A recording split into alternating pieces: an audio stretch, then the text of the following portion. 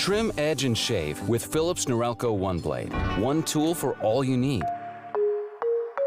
Philips Norelco One Blade presents Shave All Things.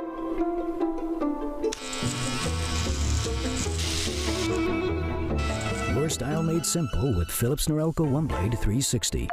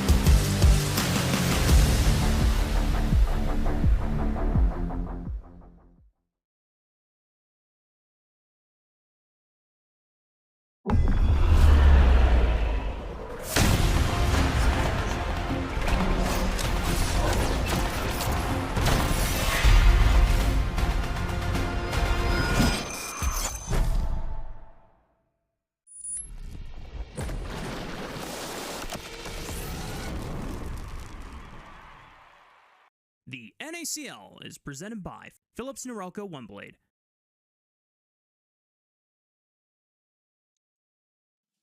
Welcome back, y'all, to NACL. We're kicking things off for week 2 early on here on a beautiful Wednesday. My name is Rafa. I'm joined here by Beatdown Boulevard. Together, we are the brothers down in cake because we are always caked up, Beatdown. Yes, first of all, we had a lot of exciting things to go over from week 1. And for those that want a kind of a shorter breakdown, NACL just released a weekly recap, which we will be doing every single week from here on out up until the end of the season. And hopefully we get to bring it back for future iterations. But Beatdown, right out the gate, what was like the biggest surprise from you from week 1?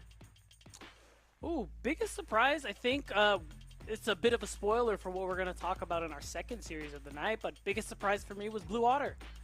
They're a team, looking at on paper, you know, I believe there was potential in the team. I thought it would have taken a couple more weeks, a little more practice, a little more stage time for them to fully realize it. But they look so much better than I expected in day 1. And of course, I'm always excited to see players perform above expectations. And it makes me really excited for them to go up against a team like Maryville University this early. Whereas before the split, I would have been a little less excited for them. It makes us definitely much more eager to see how someone like Munchie, who had a stellar week 1 debut, now fares against the king of NACL and Yuji, the 2-time most valuable prospect. But for anyone that is unfamiliar with our league and this is your first time tuning in, well, we've got a format video, and welcome, of course, as we dive right on into how NACL Spring is going down. 5 players, 1 dream, and everything to prove. Welcome back to the NACL. The 2026 Spring Split is here. This is where North America's most ambitious carve their path to LCS. It starts with a single round-robin best-of-3 regular season format. The top 6 advance to playoffs. The bottom 2 must defend their spots in the NACL promotion tournament against the best of the open qualifiers. Playoffs are double elimination with a mix of best-of-3 and best-of-5 series. Finish top 2 to become a summer draft captain and choose exactly who you face in the next split. Fearless Draft is back, and with the addition of first selection, teams now have one more critical variable to find their winning edge.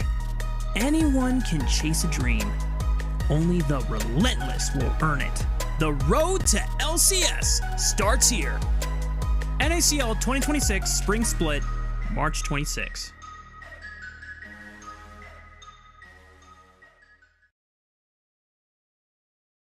Changes coming in for spring, as now our top 2 finishers for the end of playoffs will now have a chance to give themselves an even better edge going into summer, because we all know at the end of the day, Beatdown, the final goal, the end of the road for these teams and players, is to try and qualify to that promotion tournament to challenge disguise for that LCS guest spot. Yeah, and I gotta say, I really like this addition to the format compared to last year, because the main goal for teams in the Split 1 of the, ever since we adopted back the promotion to the LCS, the goal for Split 1 was just, don't relegate, you'll be fine. But I think this adds more legit value to placing top 2 in the tournament. So I think that's really cool. And yeah, at the end of the day, it is all in service of that great goal, Mark, to make it to the LCS, to take the spot that Disguised is sitting there at the top of the mountain defending. Yep, and they were the ones that successfully defended it for the first time this past summer and fall. But of course, it's going to be a few months until then, and there's going to be plenty of time for a lot of these teams to try and level up and polish their game skills. So it's always interesting to see what a team will look like in spring versus how they look in summer, and whether some teams are trying things out in this first split, or if they are trying to take the winner's mentality is like, no, we got to win everything. We got to prove that we can always be strong at all times. And it's definitely always an interesting conversation to have, whether it's you want to try and debate it's better to try and save your energy and then just peak at the right moments, or if you want to strive and just be at a competitive level all the time. Yeah, and I mean, this is all to be said in a relative way, because of course, for the most part, teams giving their all for every match, focusing on that improvement, just again in service of that greater goal. So it is interesting to see how different teams approach it, as you said, Mark. So it'll be really exciting. to see who's going to be coming out on top. Of course, we all have our early split predictions, but the fun part of predictions is sometimes you can be surprised. Well, I love surprises, Beatdown. And today is a wonderful day for surprises, although it might be inconvenient for others because at first I was told that we're going to be on 26-7, and I was like, oh my gosh, Shyvana's going to be enabled. Yeah.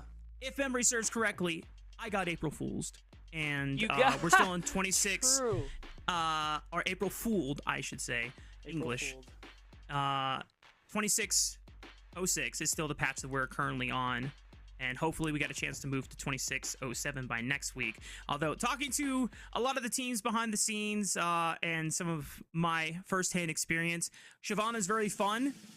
She's not in a competitive spot at the moment, Beatdown. I think some things need to change, and I know they're making some system changes to at least buff her Fury generation, but I think Riot mentioned something about how they need to take a deeper dive into many more changes that need to happen in order to help like skew it so that it's not lower elo heavy skewed where they're pub stompers, but then in higher elo it's way too easy to play around her. But Beatdown, our vamping has been proven successful. We finally have our first thing to kick things off for our very long pre-show going into today's matchup.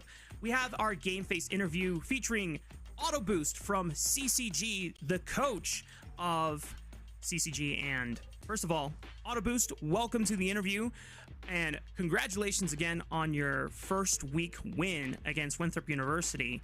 One of the first things I want to come to you is talking about one of your newer faces, not just on the team, but also in the league, Fiji. What were your expectations for him going into his very first split as NACL, and how do you think he's performing so far? I already knew how he played because we used him as a sub. Okay. I already knew how he played, what he likes to play, because he was our sub last split. He was sub to Crimson. And then we used him as a main player in ACL. We tried him a little bit because I already knew how his like attitude was when we were talking about the game. And then I just had to see him play, and I was like, okay, he's good enough. I think we can try him out for like NACL next split, and then we just make our decisions since ACL, right? That he's good enough. And he definitely popped off. He also showed that in the first game, I think. I think he did his job correctly, so I think that's pretty good. Yeah, we were all very impressed with the prospect or the idea that a rookie top laner is making their name playing tanks instead of carries, which is not something that you see all that often. So shout outs to him. But one more question heading your way, Auto Boost. I want to direct your attention towards the bot side of the map. Obviously, you have Dardoch, who has been a veteran presence on this org a couple times between spring last year as well as now. But you now also have Cody's son, who has had some experience in LCS back in the day. Does Dardoch still do most of the talking, or does Cody's son kind of help share some of his experience as well with the team? I mean, it depends on what we are actually playing. They do like help each other. They also used to be like teammates in the past. But really long time ago when they were like kids pretty much. Now they are adults pretty much. Like they are way different people than they were back then. And also, of course, like it's more like a support job to do stuff. So only 35 like dictates some stuff. Like he helps like lane assignments. It's different jobs to different people. It all depends on what is the map state at the time, and they just know what to do, right? I'd love to hear it. Before we get into our first match between you and AMI, any last shout outs or any other words you would like to say before we send you with the team? I think I like you guys like how Fiji was playing, even if he was like 3,000 or 4,000 gold behind, right? That's how the matchup is normally. And I think he's going to be a really good top laner for the league, especially for his playstyle. And also, I think you guys should look for Eoyun and Only 35, which Eoyun is his second split, and I think Only 35 is his second year, pretty much. Also, Dardoch and Cody are helping a lot to player development, and of course it's like a team job to make that effort to actually be like ready for like playoff and stuff like that. I'd love to hear it, Autoboost. Thank you again for your time, and good luck on your match today. Thank you.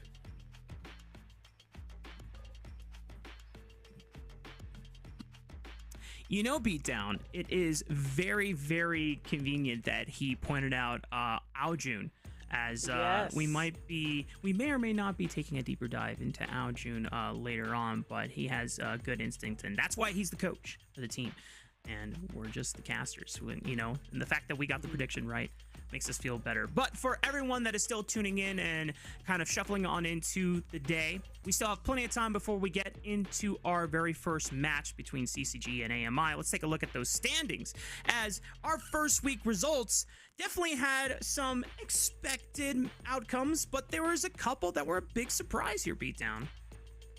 Yeah, I think for the most part, just trying to see even of what you're referring to and if I even agree with you, because looking at these results, I think these were mostly in line with expectations. Mark, please enlighten me. You know, maybe I was biased towards Citadel. I thought I Citadel knew was it. gonna I knew you were talking about I Citadel, thought you s- fan.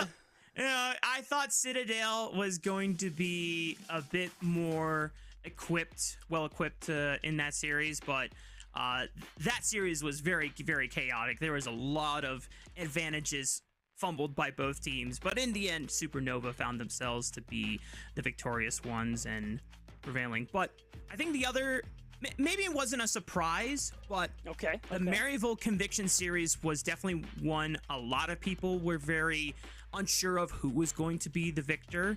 Like, if you were just neutral on the matchup, you look at players like Insanity and Tomio, two-time defending NACL champions in spring and summer for 2025. True. You also have Sniper and Meech joining from their last team, which was 100 Thieves, either in 2024 for Meech or 2025 for Sniper. And then Breezy, who has long been one of our top supports in this league, and, you know, had it not been for Bucio, Chime, and Ayla, who were right ahead of him, he would have been next in line, and he could be next in line as one of the best supports here in this league. And against Maryville, yes, you have Yuji back. Yes, you have Spyrax alongside him, but you have some newer pieces in that support and top lane role. And I thought, Beatdown, the way it was going to go down, especially in our meta, I thought Sniper was just going to gap K every single time. It happened only once, I'll though. give him that. Yeah. Level 20 Irelia is the stuff of nightmares. And, I mean, yeah, it was pretty terrifying. But overall, I agree with you, Mark. I think that series was tight, very contentious, could have gone either way. Let's talk about our series today and find out which way they're going to go. Because it's like you guys see on your screen, AMI versus CCG, then Maryville versus Blue Otter. I'm excited. Mark, are you excited? Oh, absolutely. I mean, this is our... I mean, there's a Are lot you of sure? hype match. I don't so feel excited. it. Is this an April Fool? There we go. That's what I'm talking about. That's what I'm talking about. You're going to make me peek the mic and force viewers to turn off the stream or mute it. They're like, all right, mute the casters. Here we go. First matchup, though, is AMI versus CCG. And for this best of 3, one of the things that I want to take a look at first is that CCG roster. As Autoboost mentioned, we're already very excited about Fiji as a top laner who is coming up playing mostly tanks, but we also have to take a look at Aljun and Only 35, who are just as instrumental to CCG's victory as the rest of the core. Dardoch did kind of run circles around Wilson when it came to a lot of the jungle pathing and the smite battles that came to play, and Cody Sun was a player that a lot of longtime LCS fans will be very familiar with, but the last time he competed as a starter was when I mean, you know this, you were covering the LFL back in, what, 2021? 4 years ago, 22 now. Holy. 2022, yeah. Yeah, time flies. Yeah, it is pretty cool to see some of these old and new faces and new old faces in the name of Cody Sun. But overall, I really did enjoy the interview that you did as well. with Autoboost, just because I think it was great to hear him talk about his team, and I really appreciate that at the end there he, reiterated his point about Fiji that a lot of people in us talking to them have been saying that he's definitely a player to watch out for. But I like the shout out to Aojun as well, who I think, as he's been steadily playing more in the league, I think he's showing growth. He attributes some of that to playing with Dardoch in one split last year, and I think just from what we've seen so far this split, I think he's still steadily trending upward. So I'm also going to keep my eye on them. I hope you as the audience do the same. Yeah. Aojun has been one of the players that Dardoch really loves playing with, and where Dardoch has worked with a lot of younger players now in his career here in the Tier 3, Tier 2 collegiate scene over the past 3 or 4 years. And one of the things that we always love hearing is how the younger players, the players of this next generation, talk about how they love working with Dardoch, how he has been such a great role model and a teacher and a mentor to learn from. But now we got to look at their opponents on the other side of Summoner's Rift. It's going to be Apex Mission Impossible, and we're going to see if they got that dog in them tonight. Arbrio in the top lane, Bio in the jungle, Retrozing in the mid lane, and then normally it would have been Baz, but for today's series, we have Good Boy subbing in alongside Protoss. For those that are very familiar with the Tier 3 scene and are boomers like me, they'll recognize that name if you followed teams like Mirage Esports or Dignitas Mirage back in the day. Yeah, what a throwback. Of course, Good Boy subbing in for Baz today. We haven't seen much of Good Boy since those times, really. Subbed on a roster here and there, mostly in that on some French-Canadian teams. Again, Mirage, as you pointed out, Mark. So I think being a last-second sub, not the most ideal of circumstances, but we're going to see AMI try and make it work the best that they can. We're going to see how it all comes down and how well Good Boy can match up against Cody Sun in the bot lane. Apex Mission Impossible did face their first loss against who did they play against? It wasn't Blue Otter. Were they playing against Energy? I believe, yeah. They were playing against Energy. And Mark, that was us. Come on. Well, that's going to be a tough one for sure, since Energy definitely projected to be one of our top teams in the league. So Apex Mission Impossible for a rather harsh welcome to the league, but we'll see if their chances fare better here against CCG. And to dive further into this matchup, we're going to look at the mid lane here in our face-to-face highlight presented by Philips Norelco One Blade. And it will be Retrozing versus Aojun. And one of the cool highlights about this mid lane matchup is Retrozing is another one of our rookies debuting here in the NACL, and Aojun had his rookie debut last year. So this is now Aojun's official, I think Autoboost mentioned this is now his sophomore year. And even though Apex Mission Impossible is one of the rosters that a lot of the community is feeling, hey, this team would just be happy to not get relegated and try and find some wins here and there and learn as much as possible. Retrozing is a player that a few people have said, hey, keep an eye out for this player. There's some potential with this guy. Yeah, and it is really interesting to kind of look at these players, both for what they've offered so far this split, and just it's interesting to see that, a year ago, pretty close to the day, Aojun was in the exact same spot that Retrozing was in. Facing up against more experienced mid in this league as a very young, fresh player. And, while it wasn't the cleanest of starts, Aojun has grown into a pretty competent player so far, and I'm sure only has room to grow. So that's kind of what I'm looking for from Retrozing as well. First week of gameplay was okay, a lot of things you expect to happen from a newer, younger player coming into the league. And now I'm excited to see where he's going to go, how he's going to match up against someone like Aojun, who's probably going to be a little bit easier than who he had to play last time. Yeah. I mean, anytime you are advancing to the next level, expectations are going to, or the level of play is going to be very, very difficult, especially when you came up making deep runs and making a lot of kind of like surprise moves and being able to get here. So we're not trying to set up Apex Mission Impossible like, oh yeah, guys, maybe they can make this miracle run. We want to be realistic, but we also want to celebrate the small wins that they are able to find. And if they are able to take a game off of CCG, I think that's a great start for them in this season. And it's always something that they can work towards moving throughout the rest of the regular season before we get into playoffs. As a reminder, the top 6 will be able to advance the playoffs. The bottom 2 will be sent to the relegation promotion tournament, and they'll have to defend their spot against any of the upcomers from the qualifiers to see if they can get in there. So, hell, even making it into 7th to 8th place would actually be pretty damn remarkable for Apex Mission Impossible if they are able to continue surprising us. But get a chance to see even more stats from these guys just from their first week. Obviously, things are going to be a little skewed towards CCG and Aljun since they did take that dub against Winthrop, and Apex Mission Impossible had to go up against Energy. But as we get closer and closer to the draft phase here, Beatdown, some of the things that I actually want to talk about just overall in champion priority. There is a lot of Nocturne priority in week 1 that I frankly wasn't expecting. I knew that like Pantheon, Zin, Jarvan, Vi were gonna all be kind of the top of the table, and I just figured that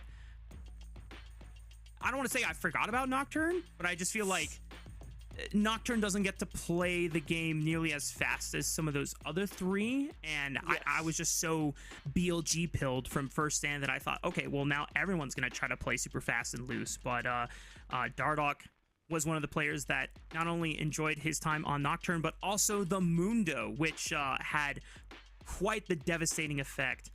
Or I guess Dardoch didn't play Mundo, but Dardoch has been a longtime Mundo enjoyer, and we saw a couple Mundos from Munchie and Yuji as well from last week. Yeah, and to your Nocturne point, I agree. I think the reason we're seeing a lot more of him is just the fact that the kind of shift we've seen into that bot lane. Enchanter is becoming very popular, very powerful. They offer a lot of power and utility, but you know what they are, Mark? Very squishy. So, yeah, I mean, no matter what meta it feels like over the last couple of years, like Jarvan, Vi, Zin feel really good to be playing. But I think the fact that you're dealing with so many more squishy targets and your ability to dive into the backline immediately, with or without a dive buddy, is so strong with Nocturne. You only need a couple of seconds, and as long as you spell shield correctly, you're probably going to take down a support like really, really quickly. Or an AD carry, or whatever the case may be. So I gotta imagine it gives you that little bit of freedom. You're no longer jumping into a Nautilus, an Alistar, things like that, who are just going to CC you until you explode. Okay. You know what? I can get behind that. Squish your targets means Only one backline spell assassinations as well. are a little bit easier, and definitely makes sense why junglers, once the champions start to thin out, will still go for picks like Nefiri, very reliable assassin, and can easily build Serpent's Fang, which I'm like the Serpent's Fang merchant. I love that item, man. Especially now that we're in an Enchanter meta, shields how are we not everywhere. And if you don't have someone that is ready to build Serpent's Fang, I feel like you are just, shooting yourself in the foot and trying to run a marathon at that point as well, which is, you can try and do it. I feel like it's going to be very difficult though. So it's just, you see where I'm getting at, Beatdown. But I do. Yeah, Enchanters kind of run the rift at the moment. But on the next patch, I think Nami is getting hit with a pretty decent nerf, which is currently live, 26/7. Man. Yeah. Maybe I got April Fooled again. I'm gonna check again. Are we sure we're not playing on 26/7? Oh, no. I mean, we have the document that shows match date. But what if the document is lying, Beatdown? What if it's if we're getting April Fools by the document, that's really out of my hands. Like, there's really no way I could have prevented this. I feel like if there's one thing I need to lean on, one thing that should be unshakable in the face of uncertainty, it has to be the document. I don't know, man. Like, I don't know what I can trust if that document is incorrect. If the script says it's this, then it's law. I really don't make the rules. Well, I'm calling John Needham, and I'm saying get in here and change this document right now, please. Oh, that's what it's really about, Mark. You want the next patch to come through. I want the next patch. Always the ulterior motive. We had a whole thing where we were on live patch and live everything, and now we're not on live patch, and I feel betrayed.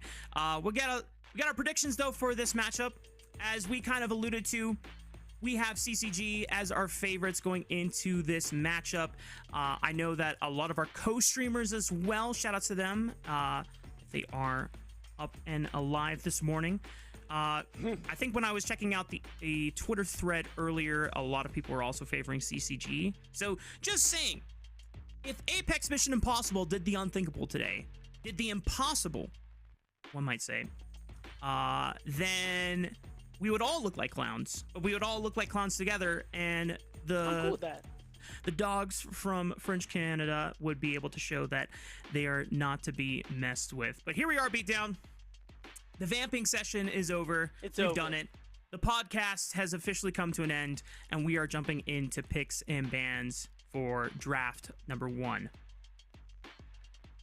At least I hope. Was that April Fool's? Did you? I don't know. Maybe I did. Just well, I wasn't intending on it. There we go. Okay, we were just a little bit delayed. Nice. Bam, bam, bam, bam, bam. Double bans. Nico and Bessa, Oriana and Sion. Nothing out the ordinary here. Beatdown. No. I mean, it's a lot of the usual stuff. I will say Ash Seraphine up and available, so really interesting to see what priority on that one is going to be, since CCG have that first pick. You probably are likely going to go for one or the other, or you're going to go for Nocturne. Maybe I was wrong. I was about to say Dardoch first picked this last week, and not true. They're leaving it open again. And I guess the other thing I can say that Nocturne is nice when in this draft scenario, Pantheon is up, and I would normally assume that Pantheon would be like the prime jungler to go for at this point, but Nocturne Paranoia makes it really hard for Pantheon to judge where he wants to ult after, so I can kind of get behind that. Ezreal Karma instantly locked in. CCG take the handshake of Ashe and Seraphine as their bot lane, so these are the two prime enchanters in the meta right now, Beatdown. Yeah, and given the Nocturne is showing up there, your best chance of safety really lies in that Ezreal Karma. The mobility, the shielding, and the ability to CC with that W that the Karma is working with. It makes a lot of sense there. You're still able to kind of play at that same range as Ashe and Seraphine. Rise locked in for Retro. Am I going to be dropping their jungle priority, as even if they banned out usual picks like Pantheon, and I guess the next one on the list would be Vi or Wukong. Bio has been a known Neferi enjoyer in the past, so I suspect that Bio is not afraid to let his jungle pool be attacked, as he'll have plenty of picks to go towards. AMI are going to try to thin out Aljun's effective counter picks against this Rise, starting with the Aurora.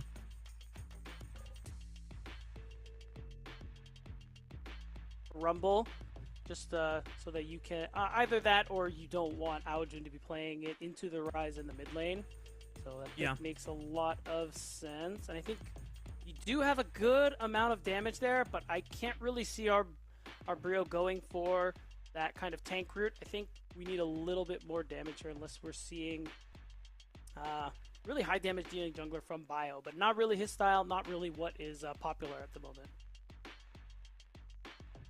No Azir for Aljun either, so just cutting down on some effective mages. I mean, your standard 3, Oriana, Rise, and Azir are now all gone. Yeah. CCG, despite Nocturne having a solid matchup post 6 against Pantheon, are still just gonna deny Bio the ability to make early plays like that. Ooh. Mundo Slam in the jungle. That one is gonna be fun. So you do offer sort of big beefy wall of health, a tank that's going to be really difficult to kill. Also gives you another inkling on why we saw that Azir taken away.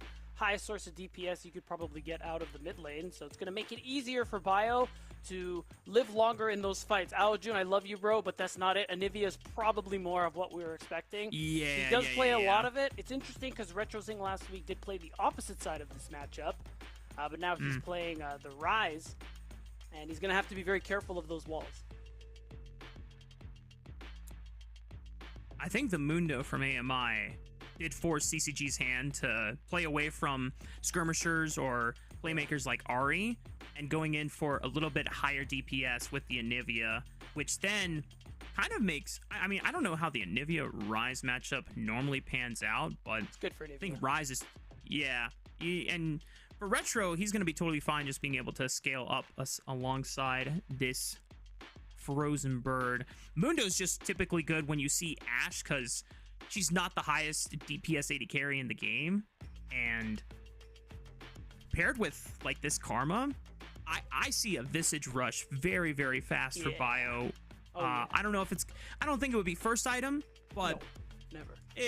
Like, after first item and then Visage second, between his healing on his ultimate and then the shields from the Karma, hell, if Bio wants to even further optimize this healing effectiveness, you can take the Revitalize rune in your setup, and you just want to be the beefiest boy on the Rift. You do, and I think Bio is going to be able to achieve that very same goal. I like the Gnar there. You offer more team fight options, but also a pretty solid amount of damage, which is kind of what I was looking for before this rotation, before this section of the pick ban started.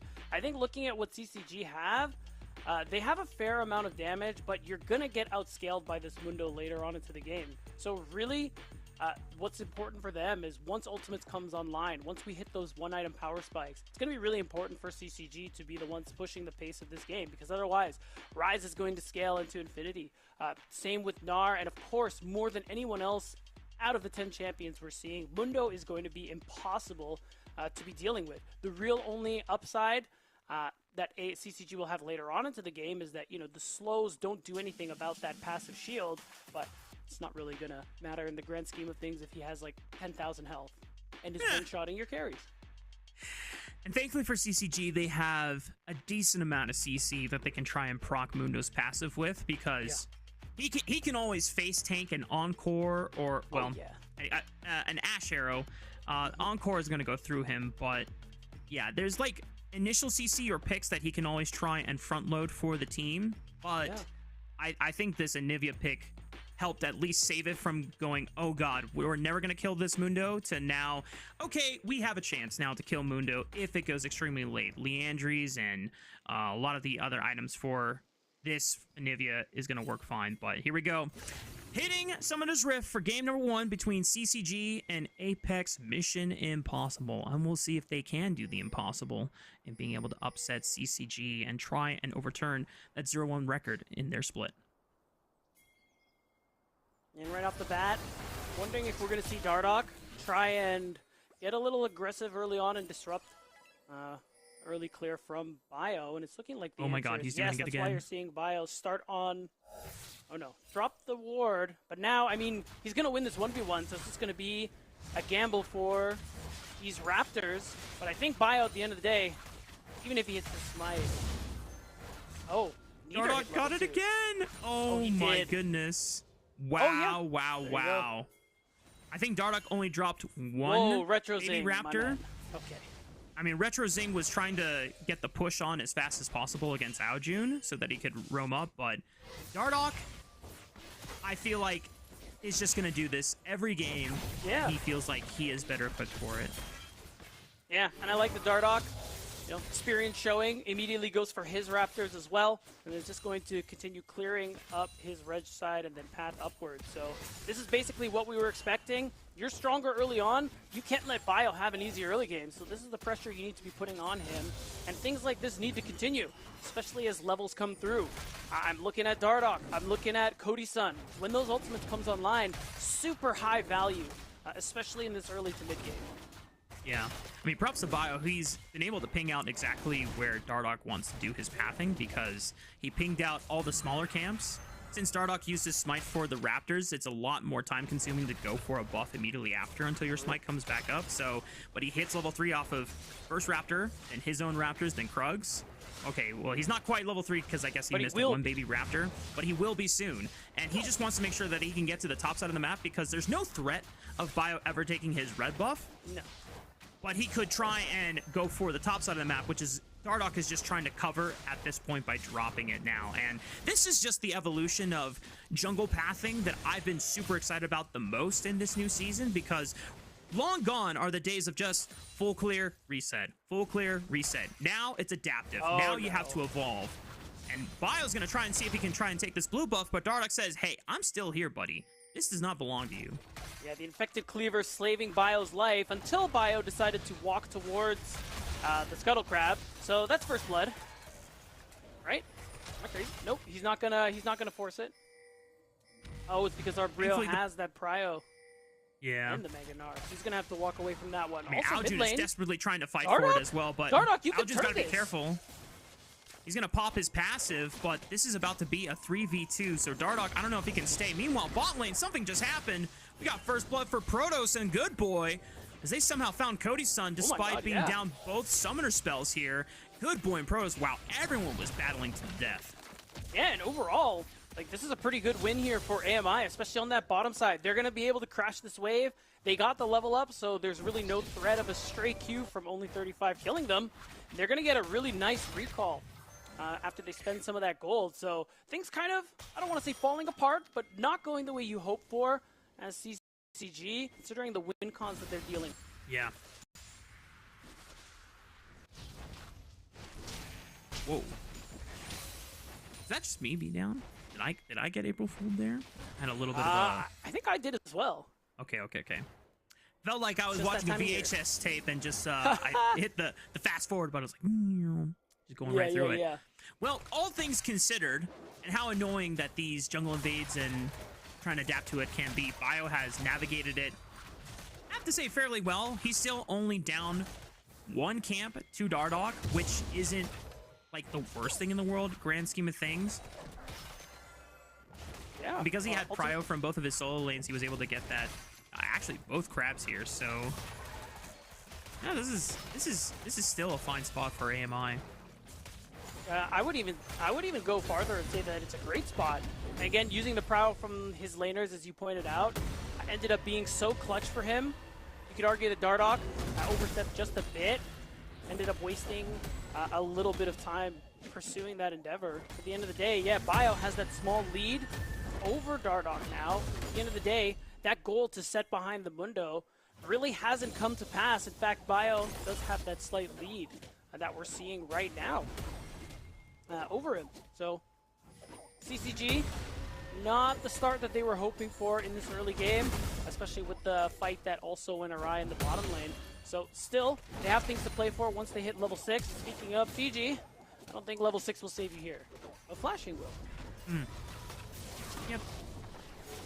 Being forced to use that, was going for a little bit of a proxy. Not sure if he was not expecting Bio to be there on that timer there, but things are a bit wonky considering both junglers were trying to race each other and trade camps back and forth, go into their jungles, go out of their jungles, all of that good jazz. But bot lane is definitely a hot spot since there's a lot of summoner spells that are on cooldown at the moment, only 35 taking a huge chunk.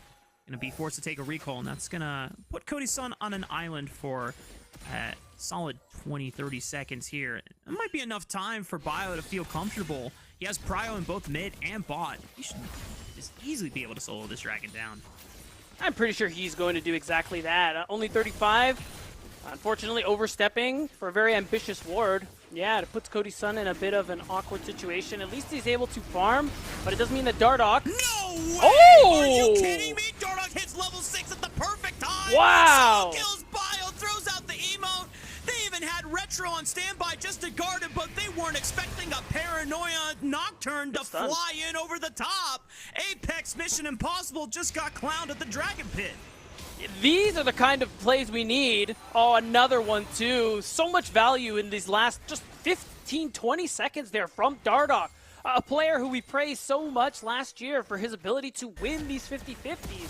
And hitting 6 at such a crucial moment, it's just paid huge dividends for CCG. That's exactly what they needed. Well, on the flip side, MI's bot lane is getting work done as they get another kill onto Cody's son. Dardoch wants to make this invade possible again.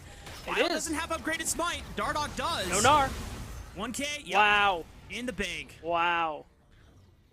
And that's it. That's what we need. That's what we wanted to see here from CCG's composition. Again, you're on this doomsday clock that is the Mundo that Bio's working with. So the fact that they've been able to put this pressure on him is so big. Now Dardoch's up 2 levels. He's going to get close to his first item.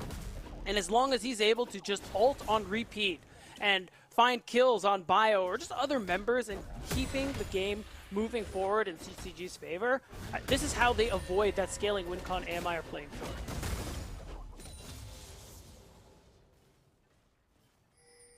Still a little shocked at that outcome, not gonna lie, but yeah, I was like, why are you ulting? What? I think one thing that we didn't account for, I wasn't looking at where Dardoch's jungle stacks were, but he might have already had hit the 20 stack mark before going in for that dragon. True. And Bio, while walking away, was still at 21. So that means his smite was still 600, and Dardoch's was already 1k. So that gives you a significant advantage to be able to just ult in confidently. But everything else, like getting his flash and still getting the kill, I mean, that's just rubbing salt in the wound there. AMI still ahead in gold, thanks to Good Boy and Protoss' efforts against Cody Sun. So we'll see how well CCG can try and leverage their advantage to overturn this small gold lead. And that advantage, though, is why you're seeing this exact play, this lane swap. Oh no. Goodbye, Arbrio. Wow. Nice arrow from Cody Sun. Exactly what we want to see.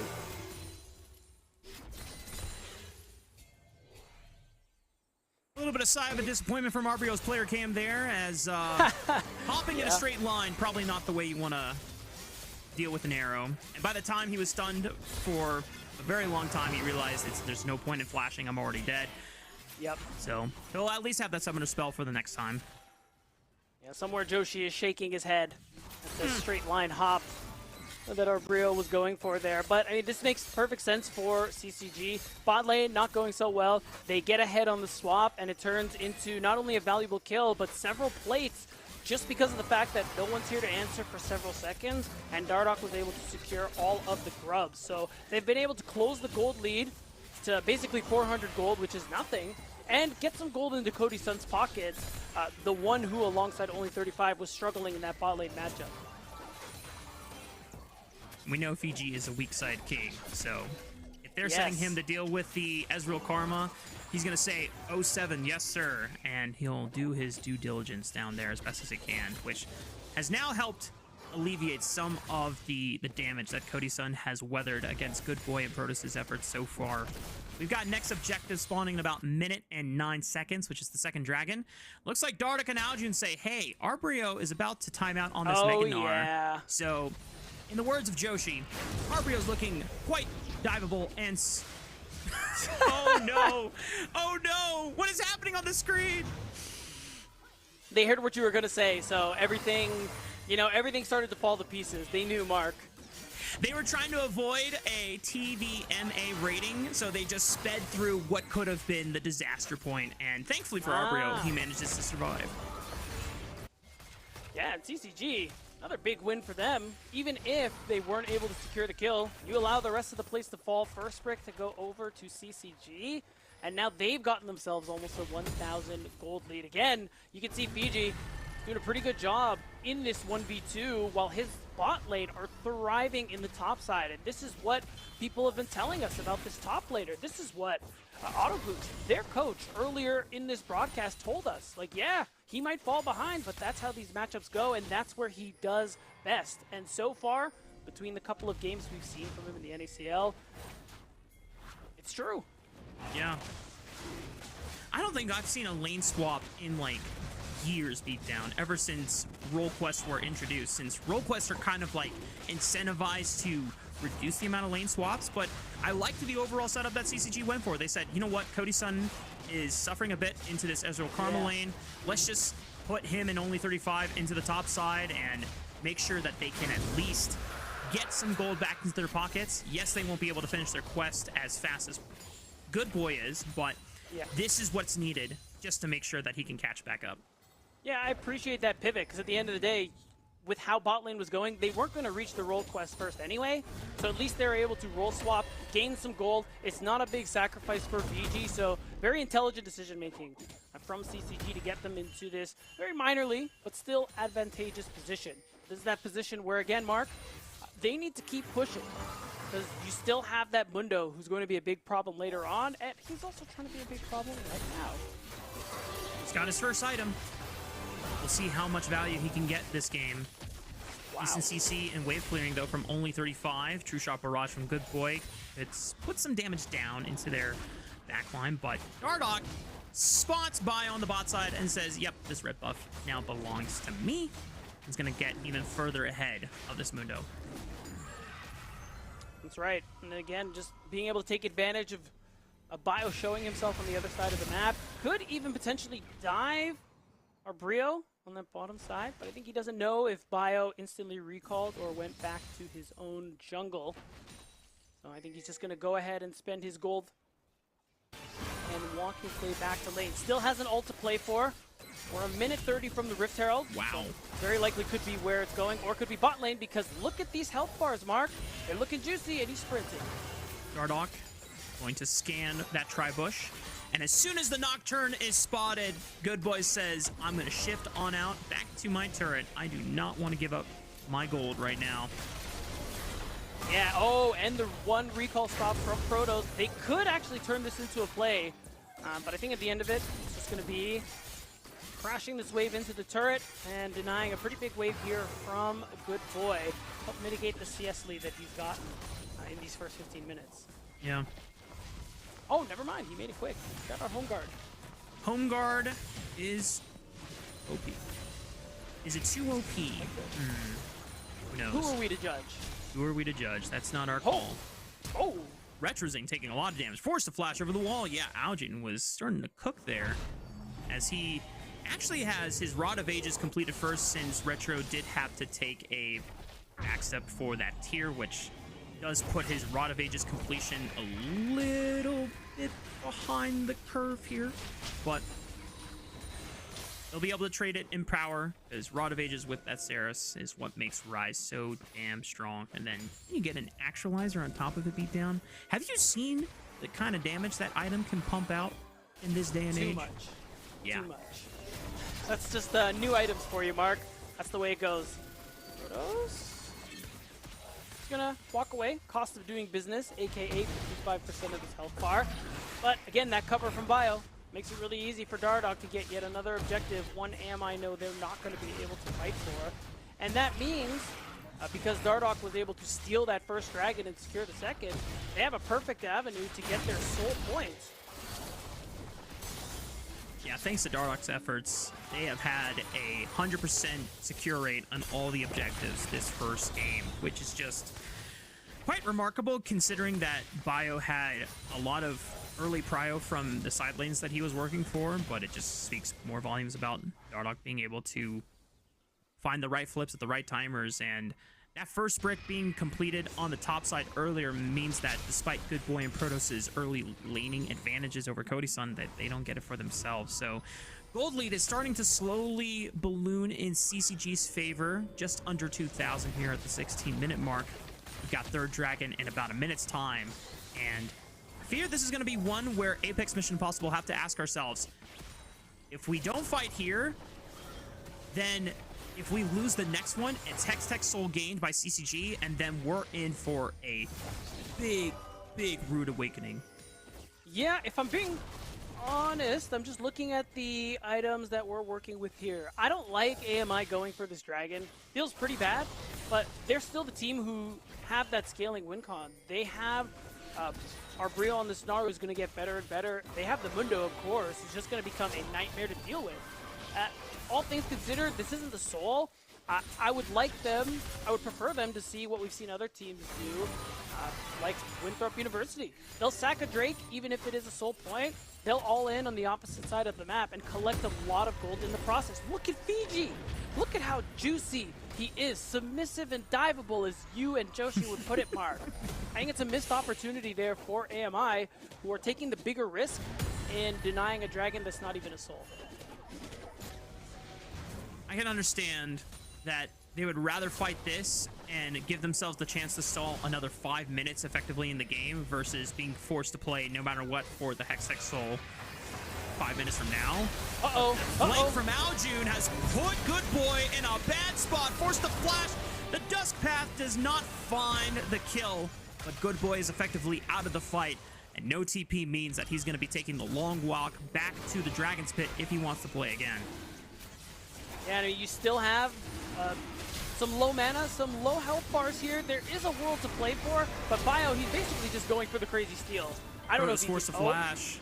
That was TP. the wall coming down. TP is coming in. Arbrio has Meganar only for a couple seconds. He goes back to mini form. 3K on this dragon. Good boy has arrived here. Back to the play. Can he find some shots with these Mystic shoes? Maybe Aljun can force him off. Bio's pinned against the wall. Who got the spite? It looks like it came down to Dardoch. Flipping it once again and giving themselves soul point. And with the Rift Herald from only 35, they find the knock-up on the Retro Zing. Remember, he doesn't have flash from before. Fiji goes all out, puts him into a chokehold, and Retro Zing is sent back to the fountain. AMI get one consolation prize and only 35's corpse, but at the end of the day, it's still CCG ready to claim Hextech Soul the next time it spawns. An enormous win for CCG, and AMI again fighting when they aren't strong enough to win for an objective that really ultimately wasn't going to change anything at this exact moment. It's a tough call. Feels really bad to let go of Soul Point, but this just put them in a much more difficult position, Mark. Now CCG are up a couple thousand gold. Dardoch is only getting stronger. Podi-sun has already passed his second item with that Executioners, which is going to go a long way towards dealing with that Mundo's healing and helping the rest of the team deal with that sustain that he's working with here now. So in 4 minutes time, AMI, there's so much they're going to need to be able to do with this deficit to be able to get in a battle-ready position for this Hextech Soul. A tough position for Apex and Mission Impossible to be in, and CCG are exactly where they want to be in this game, all things considered. Podi-sun has officially climbed out of the deficit trench that he was experiencing in the first 10 minutes of the game. Baron has spawned, Aljun has TP, so he's pushing on the bot side of the map and maintaining focus. CCG are all playing towards his side of the map as well, ready to just assist him in the dive. And with the Hextech portals, Dardoch has arrived to the party as well. So everyone from AMI trying to decide, do we try and overload on the top side? Do we try and force them to defend here? Are we going to give up turrets? Not much else they can really do. Dardoch is going to be taking more camps as well. He's so strong, and so are his teammates who are here with him. Aljun is also going to be perfectly safe. That Anivia wall does so much work. CCG, though. AMI are just forcing a fight here. Arbrio instantly flashes on top of Dardoch. Encore will stall for a moment's notice. Dardoch able to flash away. True shot barrage, and it's got the spell shield to block it. Bio can't find an effective Bonesaw Cleaver on him either. CCG walk out alive. Nah, it's time to FF, Mark. Like, that's ridiculous. Are you telling me if we aren't playing this game from AMI's position, we throw everything in the kitchen sink at their jungler and he just walks away? Like, we're all /FFing. Like, that's crazy. And that's gotta be such a demoralizing moment, or where you just hear the voice combs go, hush. No, you're literally saying, like, I can't believe he lives that, man, because I can't believe he lives that. Yeah, and this is demoralizing, as you said, because the game only gets harder from here. You're still 2 minutes from this dragon, and you're no better. You're in no better position to be able to deal with it, considering all the resources you just expended. And your opponents are only getting stronger. She-ball, bro. It happens. CCG getting away with murder, and Dardoch only having to burn a flash as a cost for AMI's big investment into that pick. 21 minutes in. Hextech Soul is coming up in 1 minute and 30 seconds time. So for Apex Mission Impossible, it's really going to have to be an impossible Hail Mary to throw for them if they want to make a comeback, because the prospects are not looking too great. It's not looking good, bruv. It's not looking good. Now you can see, again, Dardoch, even just a little bit of pressure with that Q. He wants it to know, hey, I'm here, bro. I'm in the area. And it's actually a little insane that he just has the utmost confidence. And now it makes sense, CCG, with their power, they're just securing the blue side jungle of AMI in preparation for this dragon. They're basically just going to be sticking here for the next 40 seconds and not really care much for top lane. Both top laners do have TP, so I think in a desperate fight like this, a lot of eyes are going to be on Arbrio. and how he's going to be able to manage that Mega Gnar bar while he's 1v1ing against Fiji, just to get that best setup that he can hope for. We saw his Mega Gnar expire early in a previous fight, so has to be picture-perfect timing if he's going to have that impact. I like that at least AMI are trying to play for mid-wave first. TP from Arbrio so that he can get here to the play as fast as possible. Has some time to build up his rage for the Mega Gnar form. Hextech Soul has spawned. CCG are playing through the bottom side flank instead. They've leashed it. Yeah, this is tough too. Every second this goes on, waves are being lost in the side wave, or in the side lanes too. So AMI, they're risking so much to be able to clear this dragon. Can they do it? The wall! The wall, they can't get through it. Bio flashes over, sends it, but Dardoch secures the Hextech Soul. And Arbrio doesn't even get a chance to look for a Mega Gnar ultimate. He is just completely taken out by Cody-san with the Fletcher of arrows. And the rest of CCG, they're pushing on forward. Bio can't get over the wall. And the rest of AMI are about to fall like dominoes, one after another. Good boy, one flash to try and look for a turn. He gets a shutdown on the Cody-san, but still ends up falling. And the rest of CCG are going to take their wins and proceed to snowball through a barren play. But they might just try and push in and see how many turrets they can get first. I like this one. You're dealing with spawn timers. You got a wave. Let's knock some more structures off the opponent's side of the map. Allow Dardoch to heal up with his jungle privilege, and then they can go ahead and start this Baron if they want to. Yeah, CCG are just ballooning their dead. Never mind. They're not even more. Yeah. I mean, I figured that with Leandri's Anivia, maybe it was a decent look, but I like that CCG just go for as much gold as they can on the second tier turret. They take some camps away, continue denying even more resources, and make themselves as strong as possible for the next play, which is this Baron fight. Yeah, I mean, we're going to watch the replay here. Again, biggest thing for me are these Anivia walls for Aojun. I think he's so good at spacing AMI away, separating key members so that his team can isolate them. This doesn't even show the great wall that he got against Bio, keeping him away from the dragon, pressuring him to smite, or rather to flash for a 50-50 that he doesn't even win. Yeah. CCG now have full control on this top side. Arbrio is pushing onto the bot. Oh, did bot lane die off screen? Am I crazy? Oh yeah, it looks like it. Looks like Good Boy and Protoss got picked off somehow. Must have been from a Paranoia and Nash arrow from Cody-san. So, yep. And now, the only thing that Bio can do is just try and overload on bot with Arbrio, and wow, Fiji almost has Arbrio below a quarter of his HP, so things are not looking great. And CCG, I mean, we know that from their Winthrop series, we were expecting them to win, but still, it has been quite awesome to just see how some of the results and the successes this team has already found have been manifested. Dardoch has been a clear stud in this game one, being able to really offset AMI's objective control with the first steal, and he has just been clutch on every 50-50 in this game. Ridiculous. Like, he actually really hasn't lost a smite fight this entire game, Mark. Which, I mean, it's something that we've praised Dardoch for over these last couple of years in Tier 2. But it's crazy that he's just able to continuously do this over and over again. And I gotta give a little credit to him and the rest of CCG as well. The way this game started early on, in a 5v5 where you're outscaled somewhat as we get to this very stage of the game, the way things started out had me worrying for them. But they recovered really well, used their advantages nigh perfectly, and now find themselves in this position with Soul, with Baron, and quite literally one fight away from a sub-30-minute win. Holy! Bye-bye. Dude, this Freljord comp is so sick.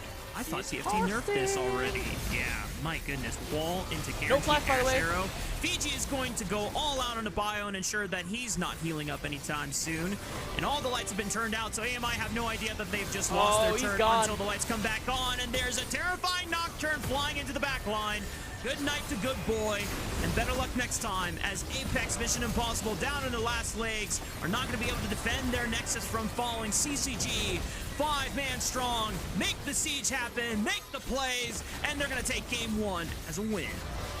That might actually be the fastest win of the split so far as well. I mean, it's still early, But wow, sub 28 minutes again. Congrats to CCG. What a decisive victory for, again, what was effectively a pretty rocky start. And a situation where I had some minor concern for how they were going to be able to play out that mid to late game. But we got to give all the credit in the entire world, I think, to Dardoch and how he played a lot of those early games, man. how he won every smite fight and was just able to find angles that I didn't even think existed. Dardoch, I feel like, is a jungler that understands efficiency extremely, extremely well. I know that we have a couple other jungle prospects in this league that are just as good and have, you know, gotten most valuable prospect very deservingly so. But I feel like Dardoch, because of his history in LCS, has been overlooked for many, many, many years now. And there's now a track record for the past 3 or 4 years. Yeah. Whether through his time on St. Thomas and Collegiate, and now here in Tier 2 with multiple teams, where he has proven that he is still got it, and he is one of the best junglers we have in our league. And I really hope that this year, this is a image that he can help turn over from the LCS Team Liquid breaking point days and be like, no, like, Josh has matured a lot, and he has become a reliable leader and a very, very respected mentor, and he's still got game, man. So personally, when I see plays like that, it makes me want to see him at LCS again. But of course, that's going to be, you know, a conversation we'll have hopefully at the end of the year. But game 1 wrapped in the books. We're going to take a short break. When we come back, it's going to be game 2 between CCG and AMI.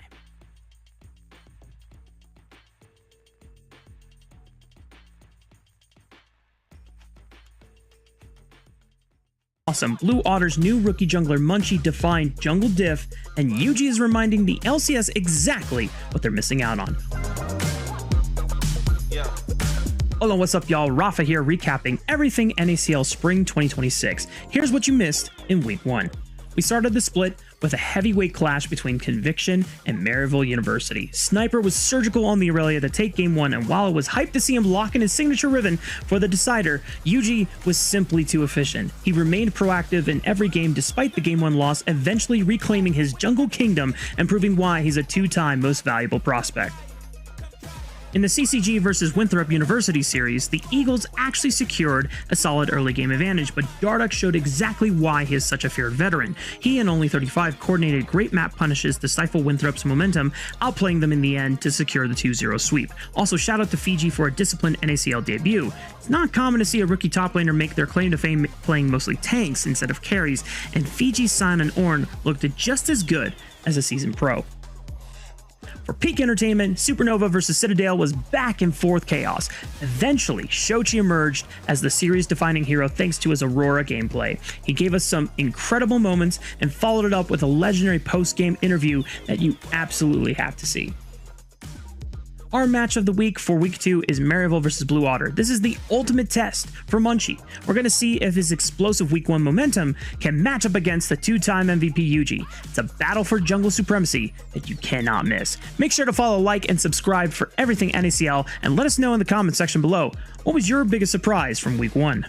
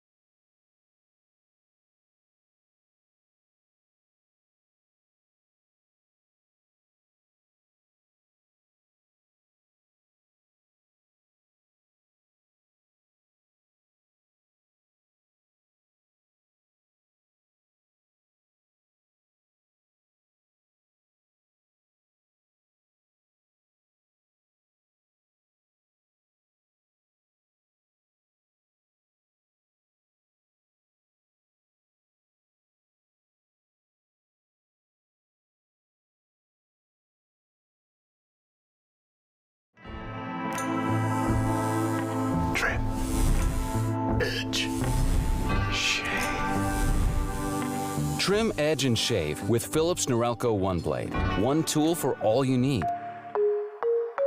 Philips Norelco One Blade presents Shave All Things.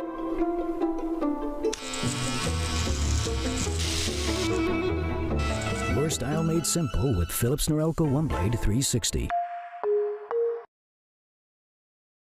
Gamers, getting ready for game number 2 between CCG and Apex Mission Impossible.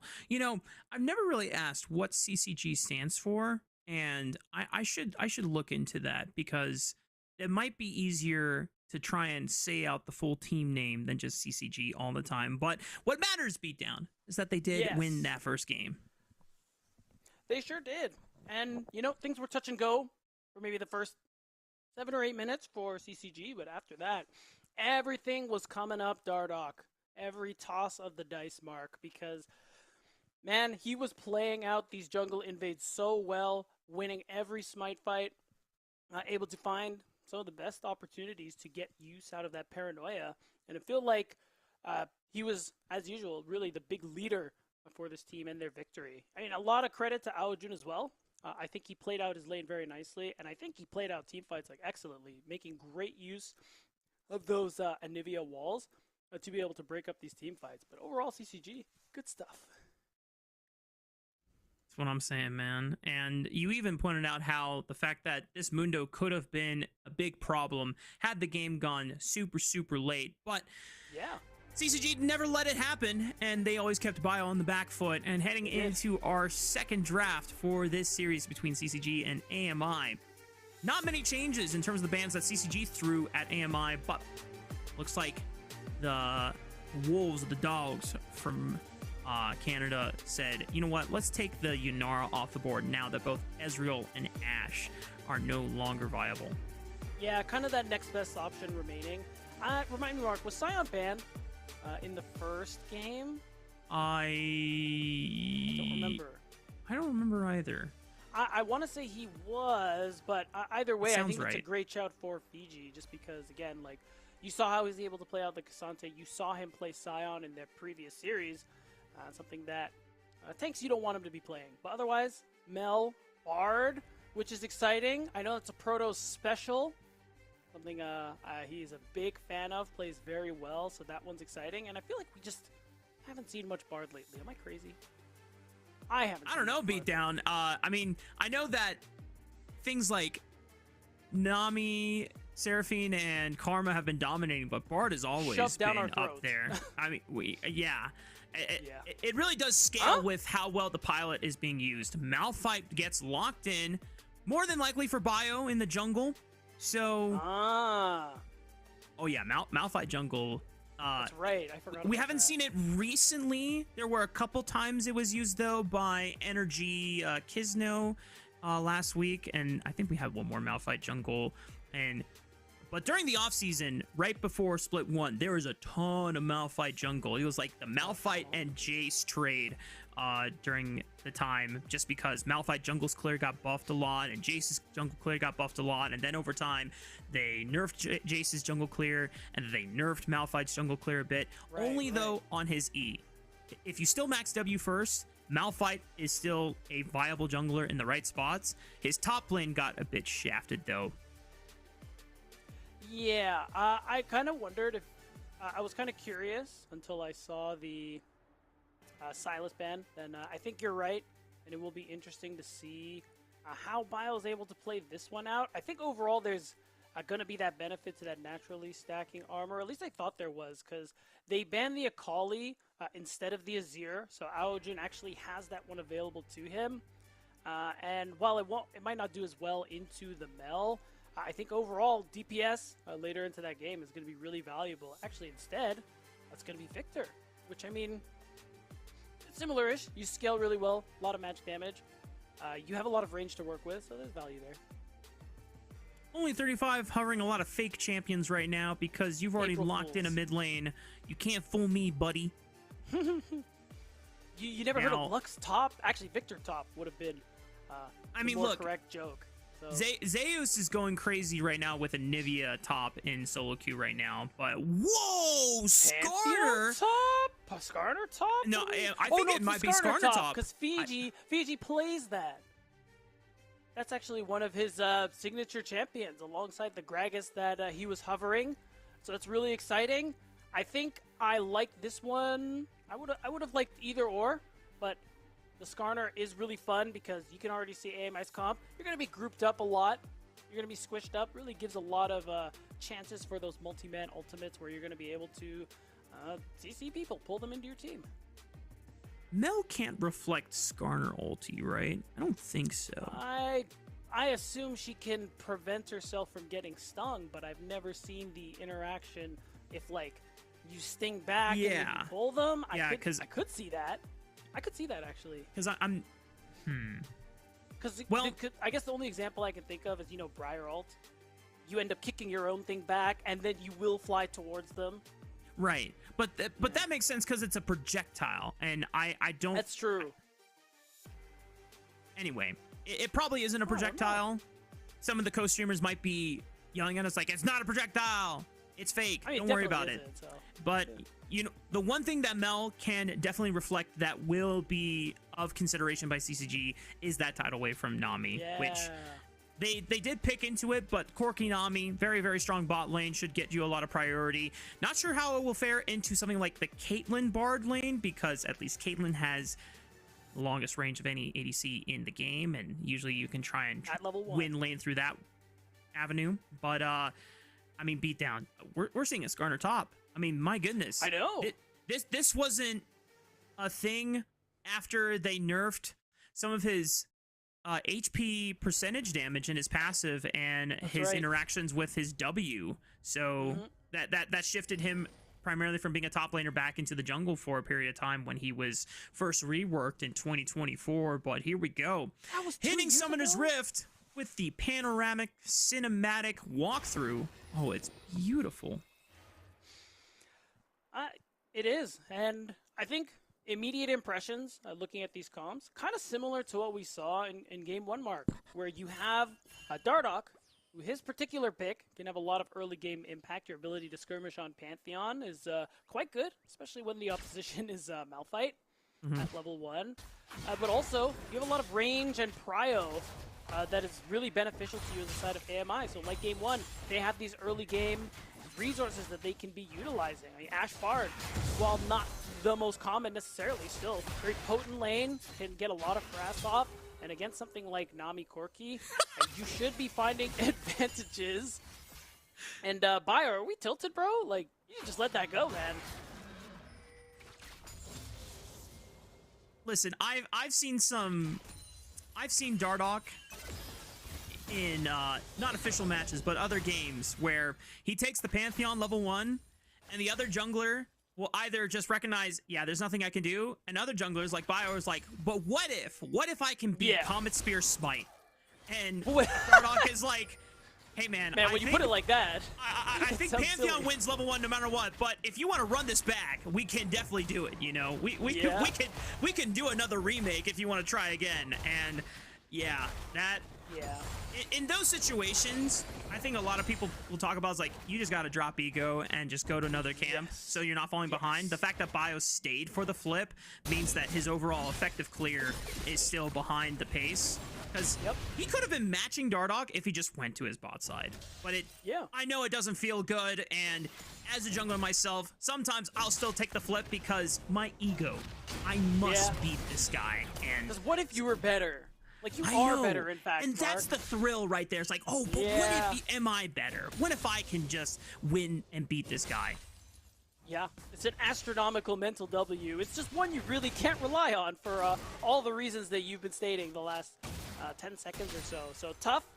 Dardoch is getting the better of Bio in that respect. Both games so far, again, really is that experience difference that Dardoch is working with.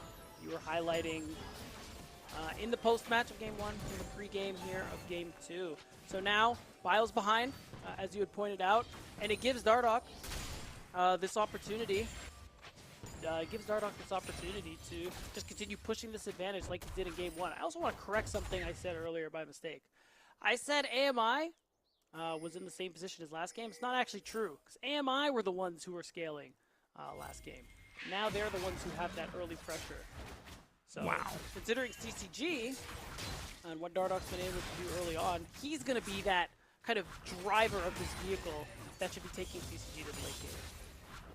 Dardoch skipping his 2 camps on the top side to play for the respawn Raptors right on cue. He even waited the extra few seconds, didn't even want to bother trying to make the most optimal. It's like, nope, I'm just going to immediately go for these bad boys.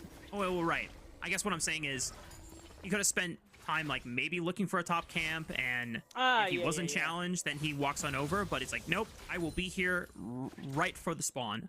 I will be there no matter what. And now he's defending his. No matter what.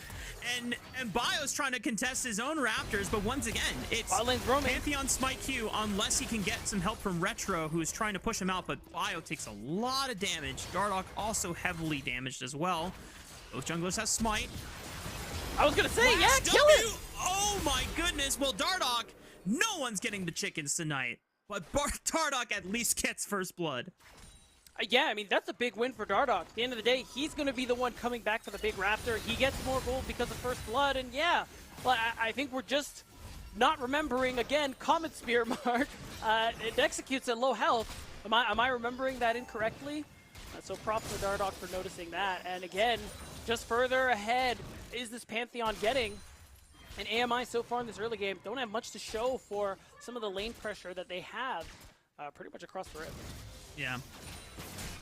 The nice thing for Bio is that no matter what happens this game, if he doesn't get a lot of gold, first of all, Malphite's items are extremely cheap. Yeah. Things like Zeke's and Protoplasm, you're going to get a lot of ability haste, you're going to get ultimate ability haste, and you're still going to be Malphite. You will still be useful no matter what. And I think from this position, it might be good to just remember, hey, no matter what happens, no matter how many camps Dardoch steals from me, no matter how difficult he makes life for me, I can still find plays for AMI, and just needs to try and play around the lanes that have advantages. For example, Good Boy and Protoss, technically ahead of Cody Sun and only 35 right now. It's all about the race to level 6 and see what he can do and how well he can leverage that bot lane. I agree, Mark. I will add one small asterisk. There is a level of falling behind in which Bio can't really even effectively use his ult. Even if his items are cheaper, he will be a little squishier than the traditional top lane Malphite, and if we get to a point where he is ulting away to save his life, oh no. It's not a great situation to be in. Oh, speaking of situations. Well, it's a lot of damage for Good Boy. Not sure if he needed to take another recall there or not.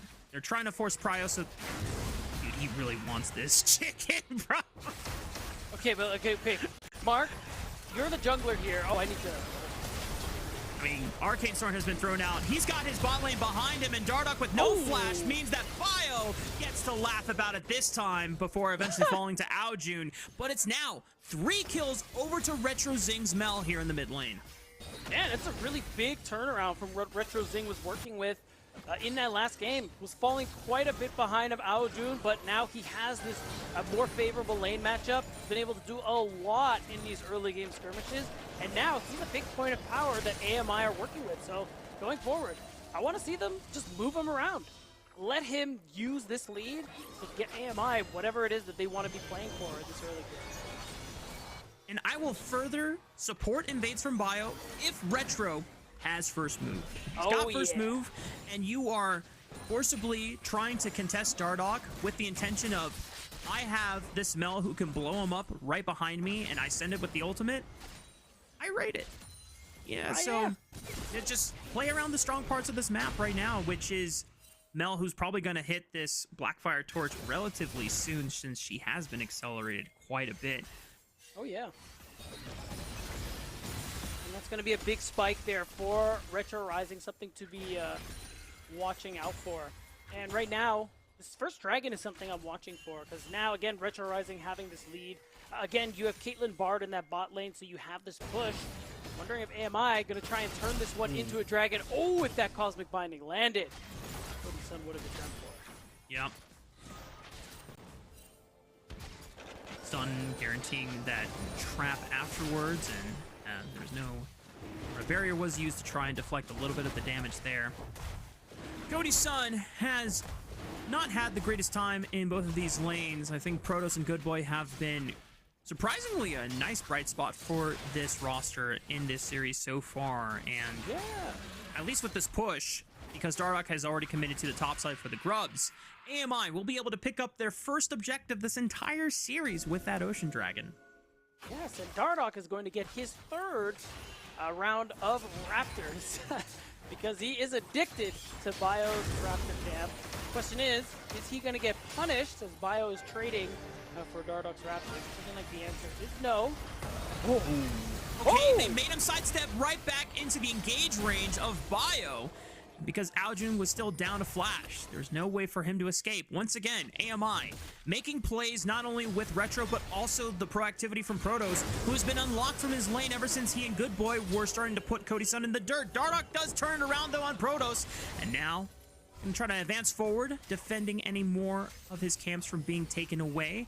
But Retro is collecting a lot of solo plate money right now.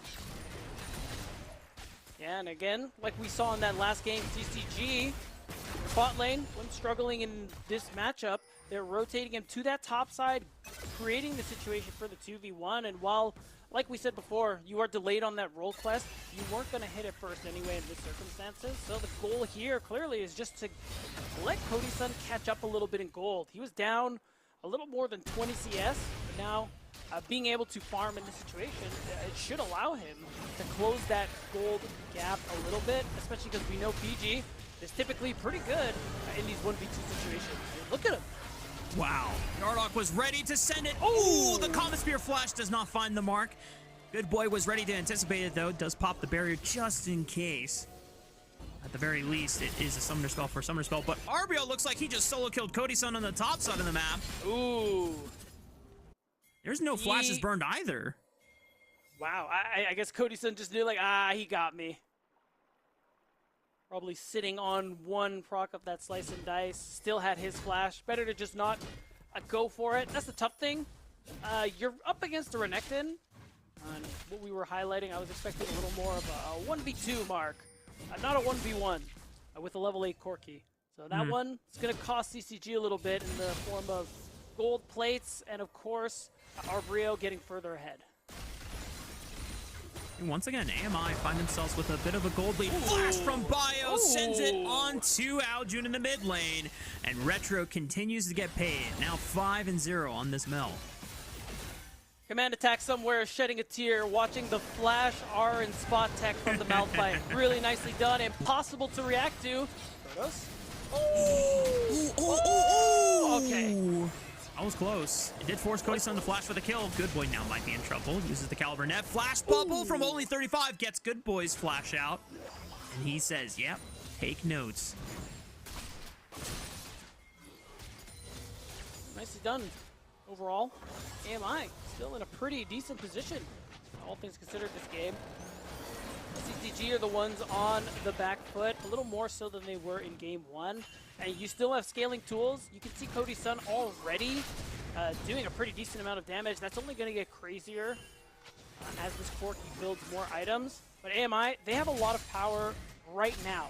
Bio's ultimate, already successful in, what is it, 3 fights since he's hit level 6. Arbrio is very strong right now. Goodboy is still in a very strong position, and that first item is going to do this Caitlyn very well. So I want AMI to keep fighting, keep looking, keep fishing. Yeah. Richard just finished his quest as well, so he's got the tier 3 Ionian boots as well, so he's got a lot of ability haste, so he can continuously spam and try and get his wave shoved in as fast as possible, always be the first one to move. They can always look for flash ults onto Aljun, or just ults onto Aljun to try and prompt his summoner spells to be burned. They might want to save it, though, because 50 seconds on the clock before our second dragon of the game does spawn, and AMI might want to be hunting for flashless targets instead, like Cody's Son. Not only might, I implore them to do so, Mark. Setting yourself up as best you can for these Drakes is very important, because, again, when you're getting outscaled, Dragon Soul is very critical for you as a team. Them getting the first one is huge, and you just need to keep seeing more stacking. as time goes on. And we also need to hope we don't roll a Chemtech Soul. Stack on stack on stack. That'll be the name of the game for AMI. Arbio gonna do his due diligence of pushing out this lane. I mean, CCG are gonna be giving this one up with Cody Sun showing on top side alongside only 35. A lot of pings coming down from AMI. Hey guys, we should just rip this on spawn. We see their bot lane top side. Just take this for free, call it a day, and then try and move over to the top side and not give too much gold over to the rest of CCG who are now trying to play for top side resources. Yeah, I mean, again, this is kind of what I was asking AMI to do during that soul point in game 1. At the end of the day, this isn't a soul. If you're going to lose this fight and give up more gold alongside the dragon, just take things from the other side of the map. Dardoch taking camps, taking whatever he can. Plates are being dropped on the top side, but we have a problem. Oh, it's fast collapse. Protoss might lose his life, force the flash away, but only 35 means that Wait, it's a support for support trade. Grand Starfall out of there. Oh! 1 frame away from being knocked up by Bio's unstoppable force. That was a close call. All things considered, I would still call that a minor CCG win. You lose the Drake, you take some top resources, and you go 1 for 1. So this is basically what they need to be doing here. Because we're still waiting for things like the Rod of Aegis to stack up for Aojun. Still waiting for that second item to come through for Cody Sun. So CCG just need to keep playing away from the power of AMI so that they can get to their critical spikes. And they know that Bio doesn't have ultimate there. They feel confident about just forcing this. Tempered Fate comes in a little too late. Dardoch's gonna throw up the thumbs up shrimp emote. Bio just trying to clap him right now. That's all he can do without his ultimate. Fancy feed coming through from the sub bot laner for AMI, but they wasted enough time. Look what Cody Sun was able to do. Got all of those plates, and that ends up being first brick as well.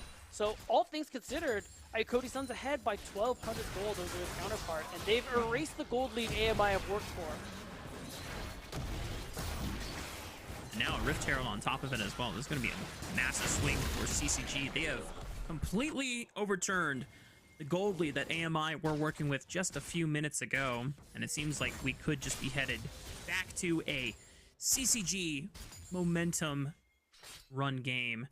15 minutes, almost 16. We're about 3 minutes away from our third dragon of the game spawning and 4 minutes away from Baron, so we've got some time to kill here. Beatdown. I just want to do a quick side tangent. Okay. I don't know if it was just like muscle memory, but I hear Good Boy and I'm like, oh, is Beatdown talking to Toby? I knew this was the direction it was going, and you know, I'm resisting the urge to make certain flavor of jokes with that name. I'm being respectful, I'm being professional as we watch Aojun. Just walk away. Nothing was wrong. Everything's fine. What about you, Mark? What do you think when you say Good Boy? I think of Choco, man. You know, I love him. Oh, look at you. Not a rotten thought in this guy's mind. Look at him. Yeah, dude. Choco is... He's the best boy. Bio trying to take some camps at the moment. Aojun trying to tell him, stop being a bad boy and take my jungler's resources, bro. This is not yours to take. Oh, they're sending it. Unstoppable Force into the Solar Flare. Oh, wait a minute. It's not quite enough damage, though, from Retro, and Dardoch and only 35 were there to back up Aojun this time. Arbio TP's in, but Fiji's there first on his teleport into the Impale, and this Renekton ain't going nowhere. Arbio! With the flash, okay, he finds one onto only 35. He picked up some sushi on his way back to the fountain, but the rest of AMI have to flee. Oh, it's tough. Still a win for CCG. I gotta give some props to Arbrio though, turning his life into a 1-for-1 at the very least. But yeah, we're already starting to see AMI's power kind of hit a crest, and you gotta imagine with what CCG are working with, it's going to turn into a dip pretty soon. That Shadow Flame being completed will be really nice for the Mel.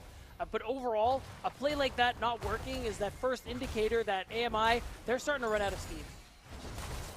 This is insanely terrifying for AMI at this pace. We take a look back at the replay. Yeah, I mean, again, props. Full Fury and that Call of the Meek allowed Arbrio to live long enough to get that kill.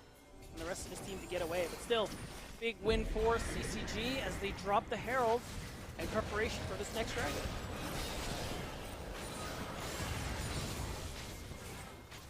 Rift Herald dropped. It should give them inside track for the dragon, but it's still 30 seconds, so they have some time. Maybe fishing for some cooldowns here. Dardoch forces Protoss to take the magical journey over the wall back to safety. Tier 1 turret is still standing, despite being down to 10% HP. Good boy trying to find some good shots here.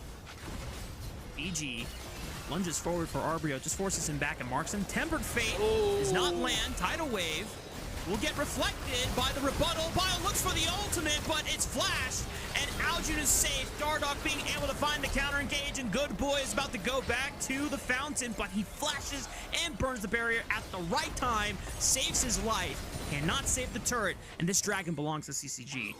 So much of these fights hinge on whether or not Bio's ultimate lands.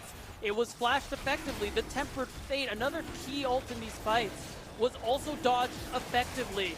And because of that, AMI don't have much else to be playing for. Of course, they end up getting ripped to shreds. Their Drake stacking has been halted as CCG get this dragon. And the Wolves are in big trouble, Mark, going forward the rest of this game. Oh, impale from BG. Wow, perfect combo into the Ishtal impact on the wall. This Vici just running down. Oh, I guess he's got only 35 in his back pocket. Protoss trying to give him a magical journey. Oh, he rams him again with another Ishtal impact. Man. Yo, this starter top is lit. Yeah, it is, man. Another Fiji special. The player that everyone was telling us to keep an eye on. The player whose coach said, listen, this kid's got stuff.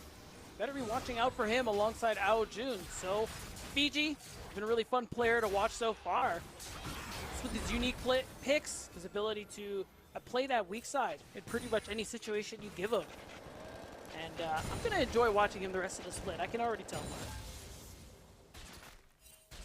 I mean, there's apparently a Singed somewhere in this champion, in this guy's champion pool as well. So if there's an angle for that and he pulls it out, oh, I'm going to be a happy camper. I hope he's not dissuaded by the incoming Singed nerfs, because I don't know how severe they are. I think there are some nerfs to the stats that he gets at rank 2 and 3 in his ultimate. So yeah.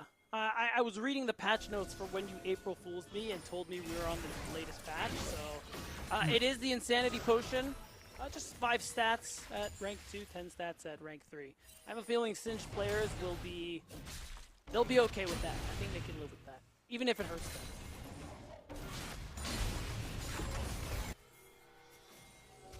CCG taking up stock on the top side. Dardoch immediately lunges for Protoss. Bio with the Unstoppable Force, and Tempered Fate will stall it for now. Retro's trying to follow up with as much damage as he can. Only 35 flashing away. Cody-san doing the same with a Valkyrie to the left. Dardoch in the middle of 4 people as Good Boy and Arbrio all show up. Big shutdown going over to the Caitlyn's pockets. Another nice rebuttal on the Tidal Wave. Deflects it. Fiji's lunging forward. He has the Impale ready. Finds 2 members. Aljun with the Arcade Storm will follow up and send them back to the fountain once again. It's growing larger, and AMI are running out of options.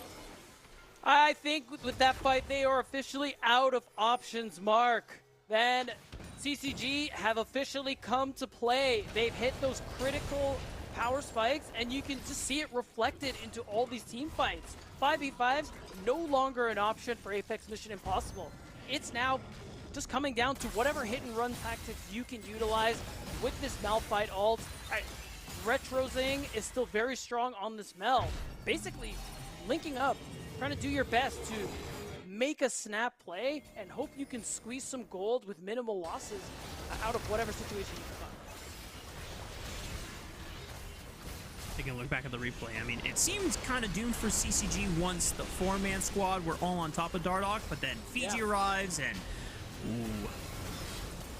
I mean, just watch Fiji's health this entire fight, Mark. The shield hasn't dropped. To be fair, at this point, weren't really doing too much to him, but even still, shield is still up there. I think even if we're seeing Dardoch fall on this Pantheon, you now have this like unmovable wall in this Skarner. Yeah.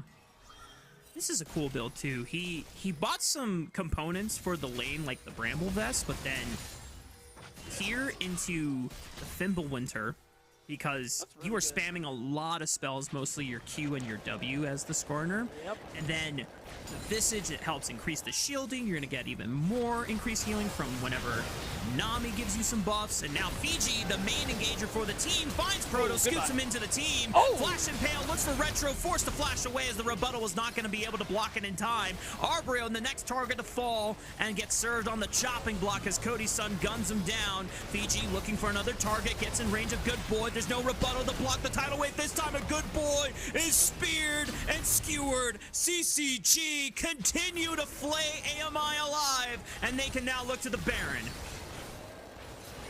And this is just further sealing the deal here in this game, in this series. 5,500 gold up. It's going to shoot up to about 7,000 once this Baron goes down. With this comp, with what AMI are working with, CCG have basically sealed the deal, Mark. There's so little AMI can do going forward, especially when it comes to 5v5s. And unfortunately, going forward after 25 minutes, 5v5s are all there really is. Yep. And it's a shame for AMI because Retro had so much gold on his side. He had such a big lead, but there is just a turning point where CCG just started outplaying them in these team fights. And as you called before, if Bio is not able to connect with his ultimate, it's really hard for AMI to continue playing out the fight. And they're even forced off this dragon as well. Yeah, this is going to be easily picked up there. And while I am not the biggest fan of Chem Soul, you can see it right there. Those individual Chem Drakes, tenacity, heal, and shield power in an enchanter meta, those individual dragons are worth their weight in gold. And now CCG looking like they're on a fast track to collect 4 of them, which means that those Nami heals are going to be even more effective. The shielding from Fimbulwinter that's already buffed because of the Spirit Visage is also going to be improved for Fiji on that Skarner.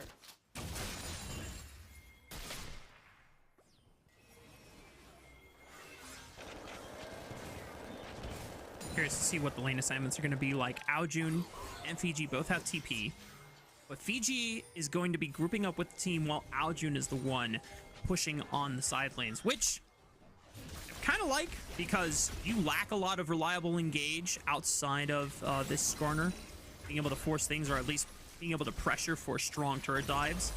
We're sending a few members here from AMI's side to try and deal with Aojun, and Cody Sun and the rest of CCG are ready to back him up. Bio takes a bit of a slow and some damage. Dardoch jumps on him.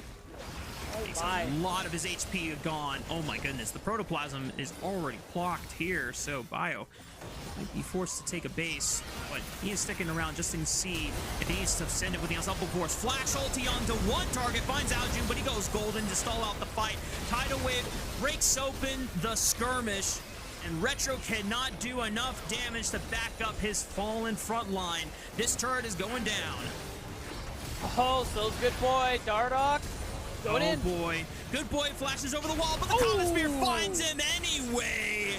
Well done by CCG. It looks like they had a ward over the wall to be able to spot him despite the flash attempt. And they've got Baron empowered minions pushing in through the top side, going to be pushing into the mid lane, and I suspect that this is going to be a Series 2-0 sweep. What a great look from CCG to be able to close this one out in 2-0 fashion. We saw some bright spots from AMI, but I mean, this is why we were so excited about newer players like BG and Aojun in his second year, and like the returning Dardoch and Cody Sun. AMI going to try to make one last stand now that RBO and Bio have respawned, but they just as quickly respawned, have died again. And unfortunately, there is not much they could do from this state of the game. GG, well played. CCG take the sweep. Really nice finish here, and it's really nice to see CCG kind of play it from both angles in terms of team comp between Game 1 and Game 2. Game 1, a little more early mid-game focus where you have more agency, you have more tools, level 6 onward to try and have influence. Game 2, we're basically scaling into infinity here with the champions like Victor, like Corki, in a way even Skarner. And they were able to play that early game out very nicely and circumvent a lot of AMI's advantages. I was just hyped seeing Skarner again. I know that there was a time where Skarner was picked like in jungle all the time, and I know that things can look stale as junglers cycle in and out, but Fiji throwing us a little bit of a curveball and pulling out this Skarner top lane. A fun ball. Yeah. I don't know how this matchup normally goes, but Arbrio wasn't able to do anything to really set Fiji super behind in lane. And then once Fiji got his core items in, this guy was a menace, and no one could kill him on the side of AMI.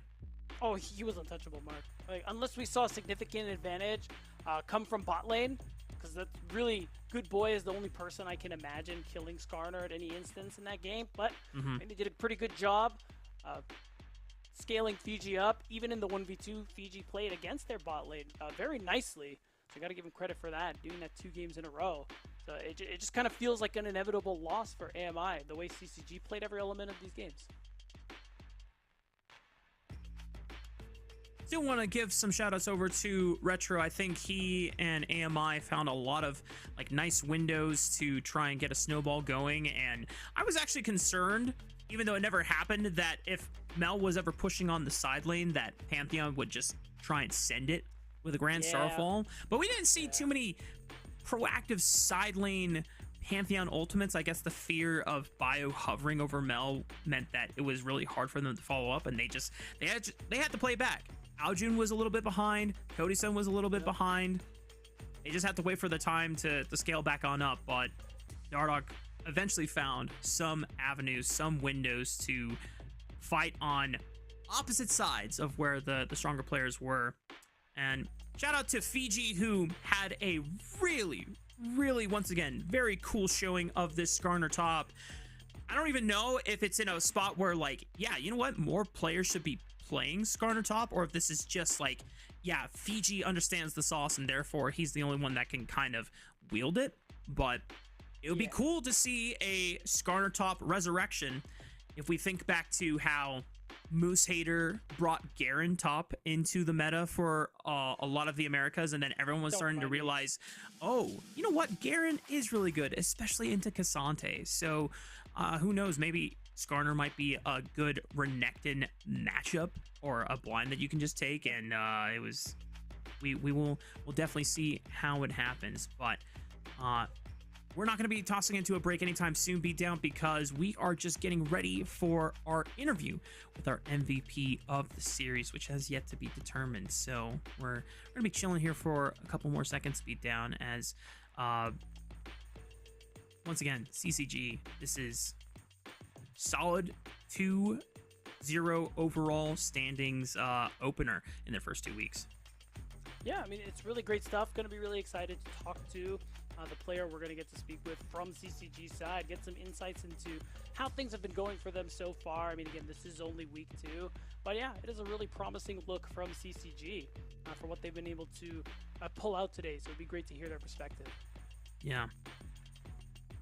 I also hope more Skarner top plays, by the way. More Skarner top? A little bit. I'm curious if any of the other players have got some special pocket picks. I think only 35 has played a Pyke before in his career.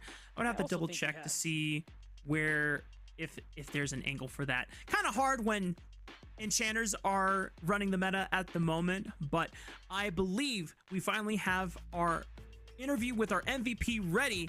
And Beatdown, you're going to be handling the interview, so go ahead and take it away. Thank you so much, Mark.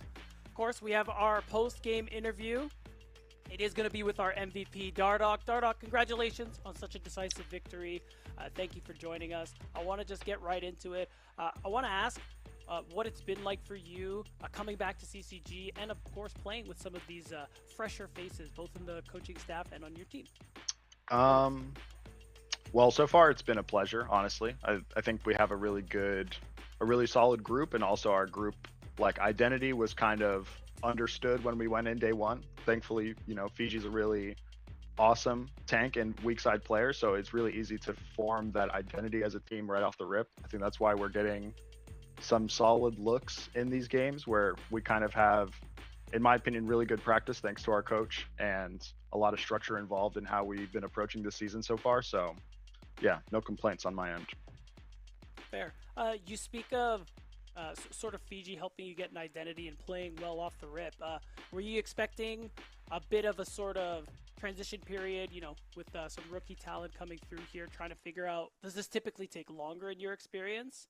Yeah, no, for sure. It definitely takes a lot longer because truthfully, everybody wants to be, main character sometimes. In my experience, there's a lot of people who are like, oh, well, I want to carry this game, and I don't really like this champion blind, or I don't want to pick blind, or XYZ. But Fiji is just one of those players who understands what he's best at and fits into that in the draft pretty consistently. So it gives us, especially as like the more experienced ones, like me and Cody, for example, we get a lot of benefits from Fiji's selflessness. Yeah, and next question here from Mark is that I want to ask that the lane swaps you guys were doing in both games 1 and 2, it seemed like it was a response to your bot lane falling behind a little bit and as a way to catch them back up. But can you talk about it a little bit more? Do you see other teams doing it, or is it more unique to you guys and something you figured out? I wouldn't say it's something we figured out per se, because lane swapping has just been in the game for the last several years for sure. But I'd say it's just one of those things that fits with our style, where we pretty much very consistently have like a rock top laner who is more than other champions willing to, take the L in terms of who's going to get the resources. So I would say the lane swapping is something that will be consistent in our games regardless, but it is more mandatory, because of, stuff going wrong in bot lane for sure. It makes it a lot better to get them out of that situation 2v2. So yeah, I'd say it's a mix. Yeah, makes sense. I want to ask too, this is we've definitely talked about this before in previous interviews, maybe for some newer people, or just to bring up a very exciting subject, is that your ability to win these 50-50 smites, Dardoch, it is a sight to behold. It's jungle camps, it's epic monsters. Like, what is your secret? Where does this confidence come from? A thing that stood out from us was your Nocturne, tick to level 6, instantly steal the dragon. Like, where does this come from? Well, in the Nocturne case, I just had the better smite. So unfortunately, I just think that's a not great pull timer for him. If he's tracking my XP, he should know I could be 6 then. And if I'm in the area, he's kind of just leashing it for me. So unlucky. Lesson learned there. I've learned that lesson many times in scrims, so the hard way. Honestly, for my current style, I give a lot of credit to Inspired. We were lucky enough to scrim against Lion right before they ended up playing against Team Liquid and the rest of their playoff run. And Inspired pretty much gave me the toolbook of how to play jungle on the current patch and in the current meta. So shout out to him. Cool. Well, thank you so much for taking the time, Dardoch. Before I let you go, are there any shout outs you want to give? Anything you want to say? Shout out my team. I don't hear a lot of people talking about Johnny, so I'll say shout out Johnny out June. He's a beast, and we're going to continue kicking butts in the mid jungle 2v2s this season. And yeah, shout out my lovely girlfriend, shout out my amazing teammates, my coach, everybody on CCG, everybody watching. Shout out NACL. Thank you so much, Dardoch. I can't wait to see what you guys do next. Congratulations, and enjoy the rest of your night. Going to bring back Mark. We're going to put the close on this first series after that interview. We can get Mark's thoughts as well on talking to Dardoch. What was it like? Side of him getting the scrim against Lion is actually super, super cool. And being able to get some insight and advice from Inspired as well, I think that just kind of helps. And there's another interview I saw from Cloud Sidkey with I Will Dominate. And just one of the things that Inspired just tends to do a lot. I know a lot of people kind of associated Inspired with like being a super like farm merchant, but Inspired really is adapting to whatever is strongest in the meta, which is why they caught Cloud9 off guard with him perma invading and catching Blabber when he wasn't expecting it. But we got to get ahead and start talking about our next series. And speaking of our next series, we have another pre-game interview with Coach Dion Ray from Blue Otter ready to go. So let's go ahead and cue him in our Game Face interview presented by Phillips and Rucka One Blade. Yo, Dion Ray, first of all, nice to see you again. Congratulations on your first week win against Dorado. I want to talk to you about Munchie, man, because oh my goodness, what a Jungle Kingdom that kid displayed in his first series. What were your reactions like in all 3 games? Hello, it's good to be here again. It's nice to see you too. Well, I told the last week in the pre-game interview that this guy is a beast, right? I said that the same feeling I had with Kryder when I saw Kryder first time and when I saw Munchie first time. I realized like it was not a matter of when they would manage to go to LCS, but like, and not if they would manage to go to LCS, but when. So I see the same feeling with Munchie. I think he's improving like really fast. He's improving like really quickly. His work ethic is like awesome. So he's always like asking questions. He's always being like proactive and trying to learn the most as he can. So it's like it's really great to work with him. Yeah, and he's had a stellar debut so far. You guys are going up against Maryville University today, which just took down Conviction, who a lot of people were kind of suspecting as, oh, the winner of this will probably be the best team in the league. And right now, Maryville are sitting at the top of the throne. What are you guys trying to focus on for this series? Not just, of course, winning, but what are your steps to try and getting there? As I said last week, I see like every stage games like a scrim, like a stage scrims. So I do think that Maryville is the best team in ACL. I think they have like really experienced players, really good players that were playing like LCS a few months ago. So they are. Yeah. It's kind of like they should beat us. You know what I mean? Anything besides like Maryville 2-0ing us is something really weird from them. So I know that the pressure is on them. We should just focus on our game and take the most out of it. Of course, we'll try our best. But as I said, they have like insane structure. They have players who were playing LCS a few months ago. So they probably, and we have like rookies, and we are still trying to figure out how our team wanna play. We've not been scrimming for that long. So I would expect them to be like the hardest opponent we have from now. And they should come like really aggro, and they should be really tough for us. Yeah, they should beat us. I would say so. Yeah. But any win from Blue Otter today, unexpected. And what are some of the avenues that you just wanna? I know you said that you're trying to treat this like every stage game is kind of like a scrim. But like, is there anything specific that you want to focus on, and just making sure that communication is clear, or is there something like where you want a specific group of players working together closely? I want to make sure that we are able to show today that we're improving.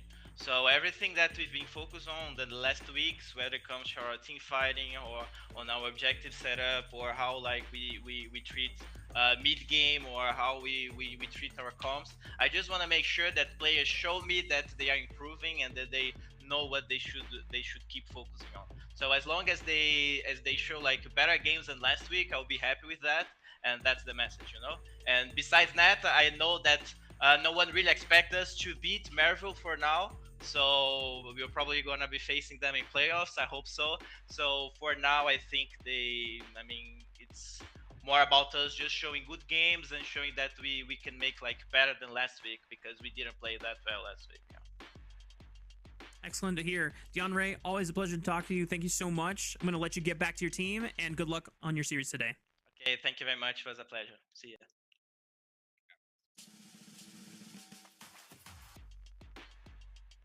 Well, there you go. It's all about just making sure that objective setups are good and practicing clear comms. Not necessarily like anything out of the ordinary, but with a team like Blue Otter, who, yes, big win for them in their first week, and being able to demonstrate the prowess of Munchie in his first week of NACL. It wasn't against Maryville University. So this is now a test where even Blue Otter is very well aware of, yeah, this should be the best team in the league, especially after win against Conviction, and anything other than a 2-0 is going to be a surprise. Yeah, and I mean, you got to respect the straightforwardness from DeAndre in that respect, saying that if anything other than a 2-0 happens, something's wrong with Maryville. Of course, they'll take whatever wins that they can get, but it's always good to just be honest about some of these expectations. It will be exciting, again, like I was saying at the top of the day, because Blue Otter showed a much better showing at the beginning of the split than some of us on the talent team expected. It makes this matchup a little bit more exciting, and even if they don't win, they're more likely to show us something and show us glimpses of what the rest of their split might look like. Plus, Mark, after this match, I mean, Conviction, other than Conviction, like the rest of your split, the pressure's kind of off a little bit. You already played the GOATs. What about Energy? Yeah, them too. Fair enough. Fair enough. But you know, let me just sell my narrative, Mark. Like, please. Yeah, no, Stop fair with enough. all this facts. We'll save it for the game. Well, to be fair, Beatdown, when I was going through a lot of the community tier lists, a lot of people had Energy like one rank below Conviction and Maryville University. And I think it's just because of the unsureness of how well Spica was going to adapt to support and how well newer faces like Sushi and Phi Mini, even though this isn't their first official year starting or playing in NACL, they are, you know, more fresher faces, and they were on...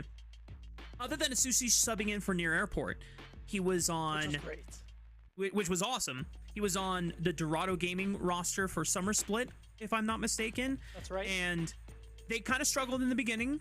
They had a better turnout later in the split went on, but still didn't push as far as they could have liked. So Energy basically taking a bigger chance on those two players and saying, okay, we're now going to put you in the realm of a top tier roster with proven players like Samudo, Kisno, and Spica as your like one veteran, right? So I can understand the, I don't want to say lack of confidence, but it's like, okay, compared to your confidence in Maryville and Conviction, I guess that's where people were saying, oh yeah, it'll be like one rank below. But enough of energy. Thank you for coping for me, Mark. I really You're welcome. that. I got you, Beatdown. I'm here to build you up.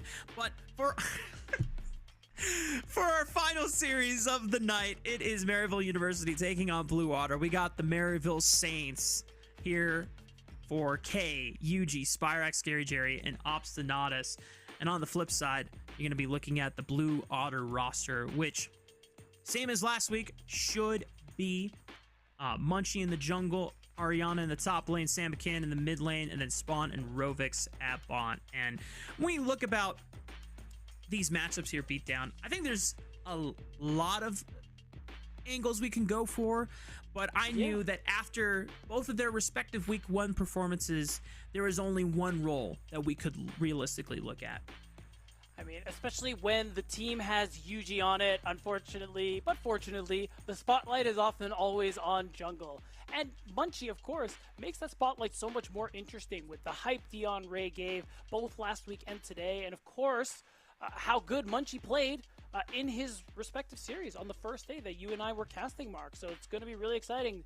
The rookie against, I mean, is it fair to say, like, the tier 2 GOAT, like, back-to-back MVPs for Yuji, I believe? Yeah. He is the only one who won it twice. Am I crazy? Did I imagine that? No, you're right. First to win it twice, and the first right. to do it 2 in a row. Yep. And realistically, had Yuji not been picked up by Team Liquid early on in the spring or halfway through the spring split, he was on track to win it a third time. If we're going to be, quite real about that. Because we on the broadcast were just like, guys, why isn't anyone picking up Yuji at this point? And so we were ready to give him a third award and just be like, LCS teams, get this player out of our damn league and put him at the next level in LCS. And we're still very adamant that he belongs in the LCS. And we were all quite shocked that there is not a spot for him in LCS going into the 2026 season, and things that we have a gripe about with some of the player management decisions. But you know what? That's their call.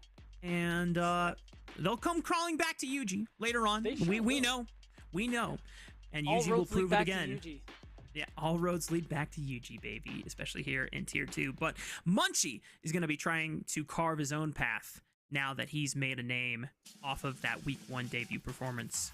But looking further, if it's going to be Yuji versus Munchie, I think the biggest things that you have to look at for Munchie in terms of steps to success: consistent comms, making sure that you are vocalizing what your plans are and how you're going to be able to get from point A to point B as soon as possible, because Yuji has been doing this now for the past 2-3 years, where he has been leading a lot of the comms. I mean, Yuji first debuted in Tier 2 back on FlyQuest Challengers or FlyQuest Academy over in 2022, and Munchie we've seen maybe a couple times in some qualifiers back in 2022 at around the same time, but this is his first official split in NACL, and it was a hell of a way to kick things off, but now you are playing against the best team in the league right now. Yeah, and again, just can't sing his praises enough for the splash that he made in the league so far. I know it's only one match, I should say, but the fact that he was able to do so well so far is really promising. And as a player, you talked about it, consistent comms are kind of that big point of growth, but I believe it was you, Mark, who was even talking with them behind the scenes before the league started, saying that he's been working on these things, and getting that sort of thing down, I think, would just do wonders for him as a player, and overall, just, you know, continue the growth that we're really hoping to see from somebody like him, and what that could do for Blue Otter. Yeah, no, I want to give a huge shout out to the Blue Otter staff. I know Beans definitely helped get me into talks with the right people so that I could get some more information closer to the source, just to see how well Munchie has been progressing. And I think a lot of people know that within the past few months, he has made steadily improvements that have helped him transition better to this level of play. But here we are, draft number 1 with our match of the week between Maryville University and Blue Otter, and already some powerful bans not only being thrown away towards Samakin, because you always got to respect the Zoe and the Mel, but also a Nocturne respect ban towards Munchie. Yeah, showing that Maryville not prioritizing it as highly. Also in this situation too, I mean, it's going to end up being the Karma, who's probably the go-to support on this patch. And you put Blue Otter in that position where you either go for the Ashe Seraphine or you break apart the Ezreal Karma, which seems Spawn has gone for the latter. Definitely makes sense. Trying to make sure that the Ezreal Karma is not a thing in this first game, at least together. Orianna secured for Samakin, at least one of the prime control mages still available for the taking, since they did take away not only Spyrex's Rise, but also his Azir. Jungle Pool, relatively unaffected after the Nocturne and the Xin Zhao bans, though, so you could still go for things like Pantheon if you want to grab that for yourself, but it looks like they're just gonna continue letting this go down the floor. I will say, Karma Varus, I'm thinking a Jarvan angle is really nice here with the Orianna, but that depends on whether Blue Otter want to secure a support here before it gets banned out, or if they want to let the jungle pool get banned out further. I will say, though, I agree with you. It's either, honestly, if they could get both, it would be great. I'm thinking J4, also Bard, really good against these low mobile champions. That Tempered Fade really good on, you know, you don't have a dash, you don't have a blink of some kind, and it pairs really nicely with Ezreal as well. But it's looking like neither of our guesses end up coming true. It is going to be the Ambessa, which it could be top, could be jungle. I guess if Ambessa's not banned, you probably want to lock that in. Well, this is going to give us a bit of a conundrum then for Blue Otter to decide what your next priority is, and for Maryville what they want to ban out. I mean, top lane. Yeah, so the Renekton ban signals that, okay, they're just trying to prep this Ambessa. This was a nice angle, at least, going into the second round of bans, since Ambessa was locked on the third pick of this draft, so now you can try and protect it better. But there's the Jarvan ban from Maryville University, so now your effective jungle pool, if you want to go for initiation and lockdown, you're looking at things like Vi, Wukong as well, that can at least pair nicely with this Orianna Shockwave combo. Yeah, I'm thinking more of the Wukong just because of that pairing, and I think you have, you know, a slightly better chance in those earlier skirmishes, because like level 1 Vi, really not good at fighting. Really you're right. Capacity, and it's something that, considering already we're seeing a really strong bot lane duo with Varus Karma, it is going to give Yuji at least one lane to play through. Depending how the rest of this draft goes, it could be more as well. Another top lane ban with a Jax, and then a Nico being taken away from Rovex. So now Blue Otter, they might break open the Enchanter dichotomy and look for some hard engage from the support role instead if this Leona hover does go through. This really means that Munchie is going to be given R5 counter pick here. Okay, so Beatdown, I just want to preface that Munchie... All right, let me hear it. In solo queue, plays a lot of Master Yi and Rengar. In fact, that is kind of like his claim to fame. True. I don't know if I want to play Master Yi into Pantheon. You don't. But I can just tell you that right now. Yeah. I don't know if it's a Master Yi angle. Rengar, maybe. Are you feeling it? I mean, because you can, if you can get your empowered Battle Roar, you can cleanse CC from either Pantheon, from the Varus ultimate as well. It's a good carrier for Serpent's Fang as well. Mm-hmm. Yeah, Obstinatus is just playing with our hearts a bit. Yeah. You have a Karma. You Just can't lock in finish Thresh your point, unless you Mark. put Don't this let Karma him mid distract. lane. Don't let I him know. distract you, King. Yeah, there you go. Yeah, I agree. I'm getting that same kind of feeling, because even though you're not really countering the jungle pick on R5, you're giving Munchie this opportunity to go clearly for some kind of pocket pick that he's angling for, but needs to see the whole comp before he actually makes that decision. Something damage oriented kind of makes a little bit of sense to me, because now between Ambessa putting the Ori ball on her and of course the Leona that Rovex is playing, you do have to. What the fuck? Are you kidding me? In this? In the great 2026? Oh my god! I did not think that this was going to be the pick. But Munchie says, nah, bro, I win. I'm better. Give me the Master Yi. And playing it into the face of a UG Pantheon? Holy moly. Okay. Everyone get on socials right now. Call your friends, call your family, call your abuelas and abuelos. I don't care. If they even play League, they need to lock in right now. We have a Master Yi in competitive League of Legends. Holy moly, when is the last time I've seen a Master Yi in competitive play? I gotta look Is this that up. not an NACL first? Like, am I crazy? Oh, that's definitely an NACL first. That's gotta be an NACL is it a first. 2026 first? That's the real question. Oh, fair. Wow. I mean, you called it out, Mark. That is one of Munchie's pocket picks alongside the Rengar. We knew with that Leona, they were angling into something carry-oriented, damage-oriented, and there it is. So, I mean, immediate first impressions, you want to be farming as Master Yi. You're not really looking to skirmish too much early on. You need gold, you need items. So it really is going to be about whether or not, it's basically what we were saying when we first saw the Pantheon. Yuji for sure has bought Prio. Not quite so much in the mid lane, and I don't really remember how top goes, but will Yuji be able to find some of these early angles and steal away resources from Munchie, slow him down, set him behind, and really just limit the effectiveness this Master Yi is going to have?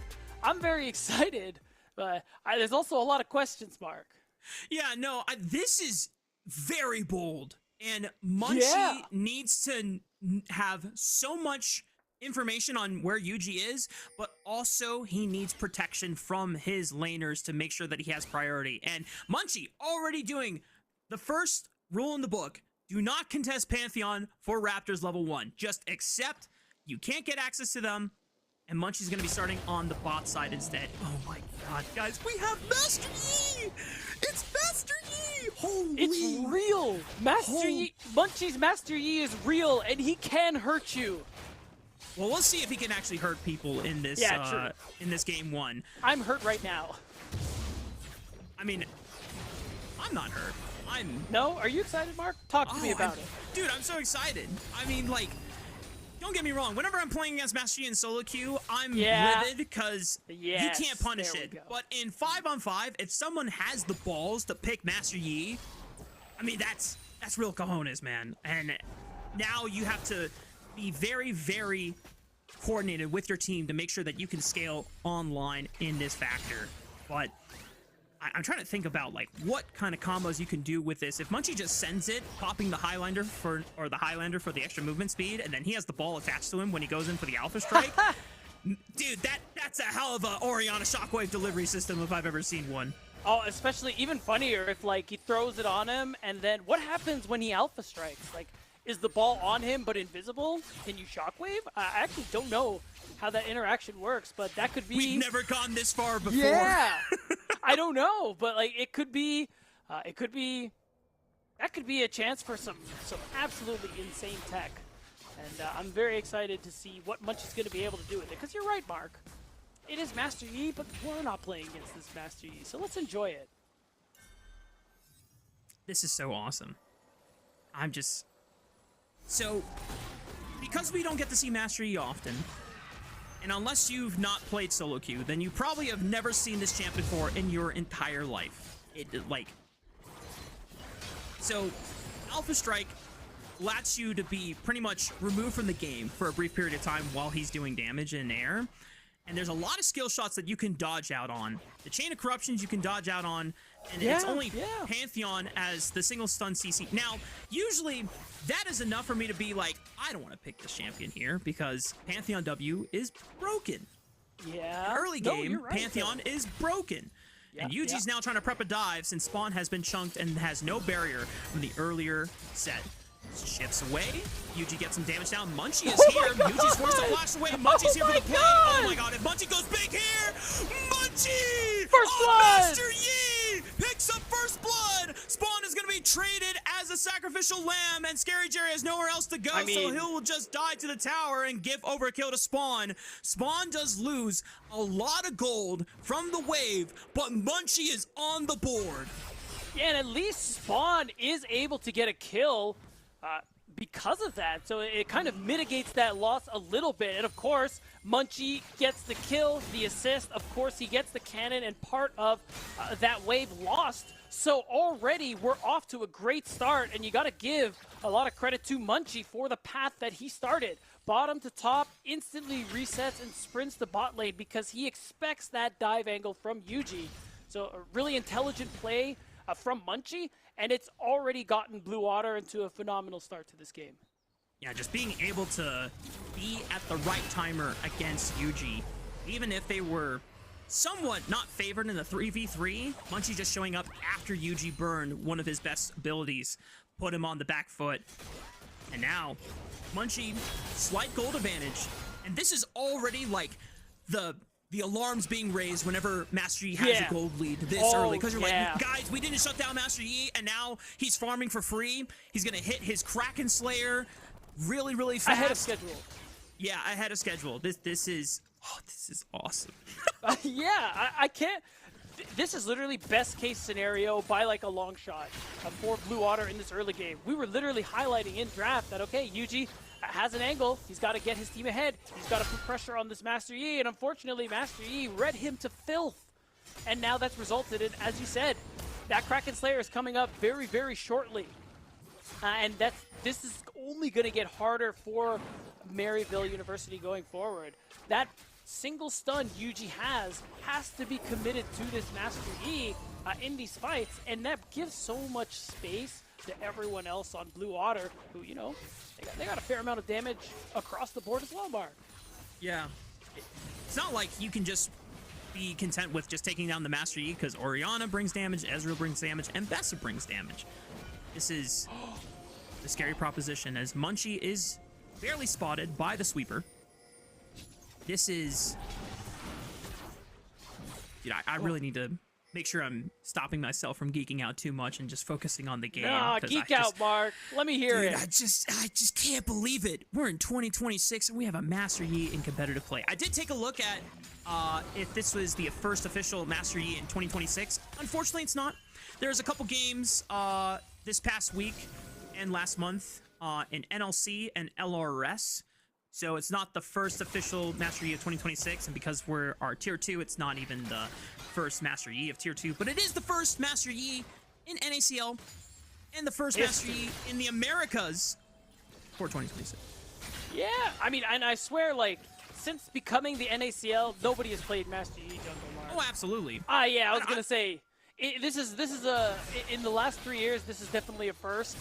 Beyond that, I could even say 2022 confidently. Beyond that, I'd have to go back and check. But holy, in the last 4 to 5 years alone, I've never seen this champion played in Tier 2. Holy moly. Played anywhere. Honestly, yeah. I'm less confident to say anywhere, but it's probably true. Yeah, I mean, I don't think it's been ever played in Tier 1. I'm going to go back in 2025. Nope, nothing in 2025 for Tier 1. He was not played in 2014 at all, not even in Tier 2. And then, once again, it's only Tier 2 with, like, NLC, CB LOL, Ultra Liga in 2023.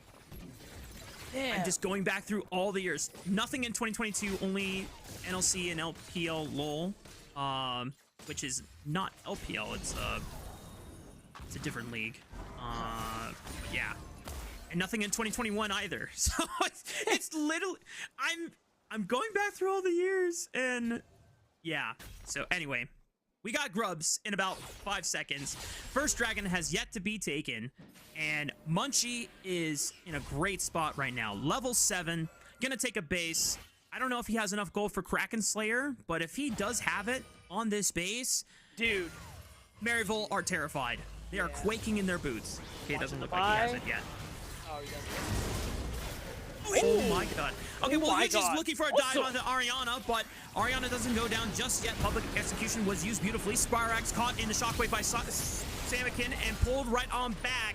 Spyrax not able to use the flash in time. Oh, he's going. And Munchie is hunting for Yuji. There's a flash on this Pantheon. He's going to try to test his luck against the Master Yi.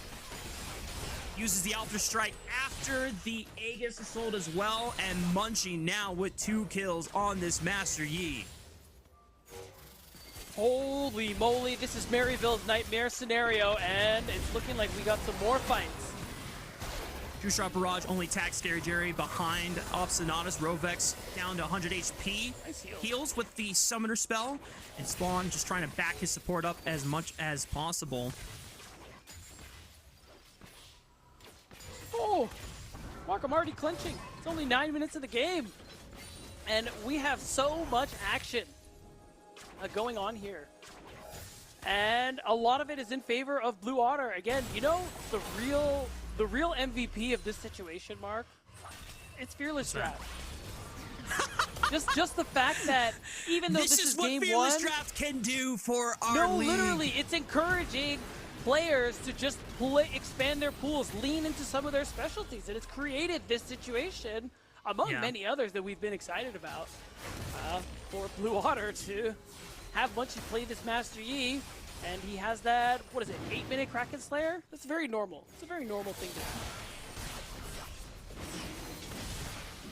Definitely normal for the Master Yi solo Q1 tricks. Yeah. Which Munchie definitely is in that category as he helps Blue Otter take first dragon, and he even snagged 1 grub before leaving it just to make sure that Maryville could not get all 3 and empower their split pushing to greater effect later on. Maryville do have a slight gold advantage thanks to Scary Jerry and Obstinatus on the bot lane, but we're going to see how well they can fare against this Master Yi, who is now starting to begin his very, very scary scaling capabilities. I'm curious now what the rest of the build is going to look like for Munchie, because we all know from playing against solo Q Yis, Kraken, Rageblade tends to be the first 2 items right off the rip. But then after, you can kind of diversify your build paths. You can see like some off-tank items like Jack Show just to make sure they don't go immediately down. Hexplate might be nice if you want to get your ultimate off, cool down a little bit more while still getting some HP. Meanwhile, it's a catch onto they got him. Obstinatus, and Munchie says, yeah, you guys can take that one for yourself. I'm hunting for this No way. Varus. Dude, he is running him down. Poor Scary Jerry will not be able to pick up this next minion wave unless Munchie decides to go for something else. There's really nothing else for him to be going for. Just going to clear out that pink ward. Nope, he's going to ignore that pink ward. Instead, he sees blood potentially in mid lane. But he's got camps to farm. At the end of the day, damage is done. Forced Scary Jerry away, forced him to lose a little bit, and now really eyes are on top lane as we see Yuji probably go for another play here, potentially with that Grand Starfall. But Ariana, he did absorb that last one really nicely, getting that 1-for-1. Not 100% if that's actually going to be what they want. Yeah, Yuji, go away, bro. This is not for you. You know, normally, I would always trust a Pantheon to win a smite fight against any other jungler.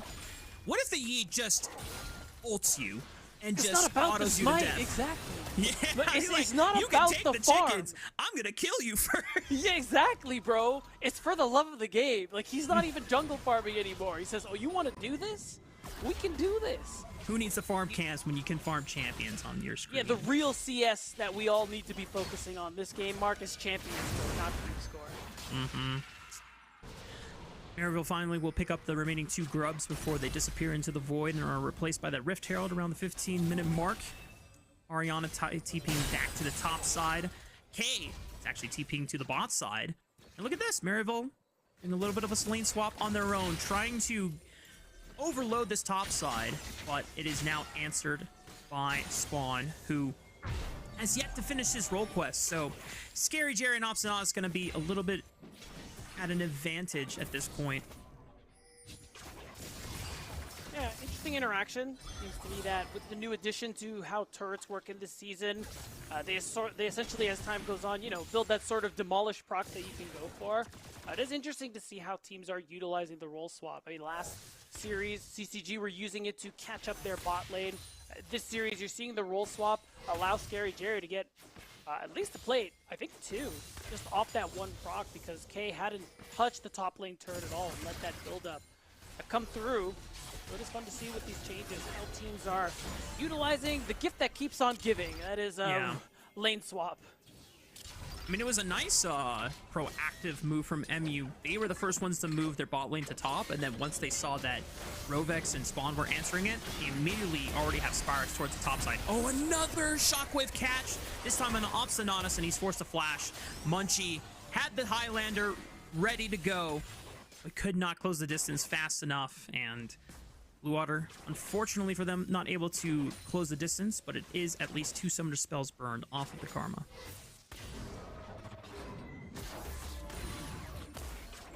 Things slow back down a little bit. 40 seconds till the next dragon.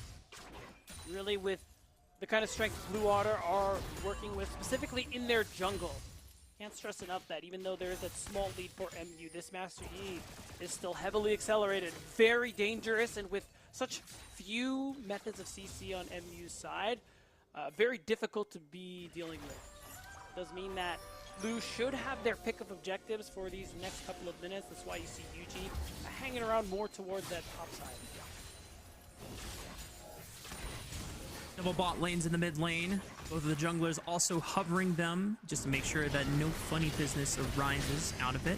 Another Shockwave. Samikid has been getting the better end of Spirax this game so far. Spirax now forced to flash, and Munchie is hunting. Spot on the control ward. Spirax could not complete the recall in time. Flash, Alpha Strike, sorry. Good night. Munchie picks up his 3rd kill of the game. Now we'll have Highlander coming up in 3 seconds, and there's nothing that UG can do.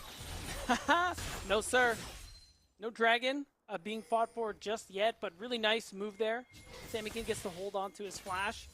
Spirax flashes and still dies in the process. So now the TP is coming through for topside. I like this from Blue. They're using their power, seeing that MU want the Rift Herald, want to go for the chance to deny both from them, because they can still just go for this dragon immediately after. Oh, another fight into the topside jungle. Munchie with the Highlander closes the distance, finds a flash to Obstinatus and gets the first reset. K trying to hold the line in this choke one. They turn back on the Spirax, who TP'd in at all 5 and no flash. That's another kill for Munchie's Master Yi. Maryville University are falling behind, and Blue Otter are leading the charge behind the signature pocket pick. And they lost enough health that they aren't going to be able to go for this Herald, but still a big win for the boys in blue here today, as they're just going to continue on leading this game, it looks like. And they're going to be able to just rush bot, head for their 2nd Drake, and we're going to find out what soul it is that they're playing for. Some advantages that we can at least still talk about for Maryville, who are trying to really lean on them to make sure that the goal difference doesn't become too astronomical, with Yi now climbing further and further ahead in this matchup. K has a 1,000 gold lead here in the top lane thanks to all the lane swaps and some of the proactive plays around trying to shut down Ariana. And Scary Jerry, we already know how the bot lane kind of early on turned out, but Spawn has been closing the distance, and MU are starting to lose that lead ever so slowly. We've got 2nd dragon alive for the taking, and both teams are just taking their time with the setup. And Mark, you mentioned the build path that Munchie was going for. I looked it up on u.gg, and often an item that ends up being built later on is the, oh my God, what's that? Death Dance. And no, I don't know if he's going for Death Dance. What's Pickaxe Recurve Bow build into? I mean, this is either Rage Blade or Blade of the Rune Oh, King, and I suspect it's Rage Blade. It's probably Rage Blade, you're right. Just going to be stacking hella attack speed, and he's just going to become a danger in those attacks, of course. Lowering the cooldown of his Alpha Strike, it's just going to make it so that they can't touch him. I mean, this is like the stuff of solo queue nightmares when you see a Master Yi 5-0-2 with Kraken Slayer and Rage Blade already completed. And as we called out before, I know I was scared of a Pantheon early on because he just kind of wrecks any jungler, but Munchie played so well early on, avoiding Yuji at the Raptor level 1 spawn, full cleared, got early kills, read where Yuji was going for the early dive, and now we're in the spot where MU's #1 priority has to be, do not let this Yi get further out of control. But it's so hard to do since he has rarely been pressured this entire game so far. And he's also sitting on the Rage Blade that he just finished. 2 items before anybody other than Scary Jerry, who hasn't fully stacked that Muramana, so not really, the potential really isn't even there for that item yet. He is so strong. He just has to play the initial stages of these fights carefully and watch for that Pantheon W. Watch for the Varus ult from Scary Jerry. And otherwise, as long as you dodge those two, he's gonna be unbeatable. And I really like what Blue Otter did. They didn't want to play necessarily to get the objectives themselves. They just wanted to make sure that Yuji was gotten off of the objective, just using their power to force them off because, like we talked about, Pantheon's still kind of undefeated when it comes to neutral objective control with the Smite Q, but if you just threaten them by walking at them with this Master Yi, MU have to eventually give while they're taking too much damage. And now, uncontested, Munchie can just take this Rift Herald for free, while MU are just forced to cross-map. Forced is indeed correct. Blue Otter, not so worried about Dragon Soul, happy to focus on the Rift Herald and use that to collect some more gold. And again, it is still them just being able to have their run of the place.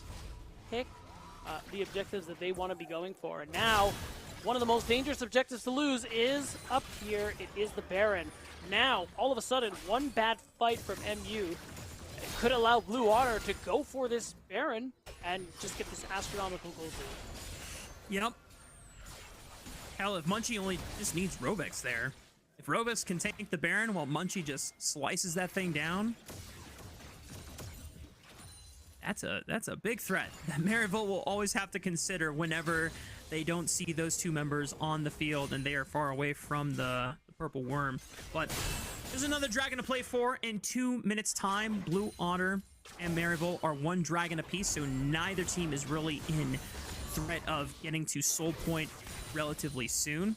So this could be one of those angles where, hell, if Blue Otter have enough vision control around both objectives and they let Maryville think they're pushing them out of the river, and then you just sneak Master Yi over the pit into the Baron with another player, and you just 2-man that shiz, bro. I mean, like, yeah, I'm down for it. The hard thing that Maryville are dealing with right now is their lack of clear engage. It's really just Yuji, who's also simultaneously the tankiest member on the team, and this is relatively speaking, mind you.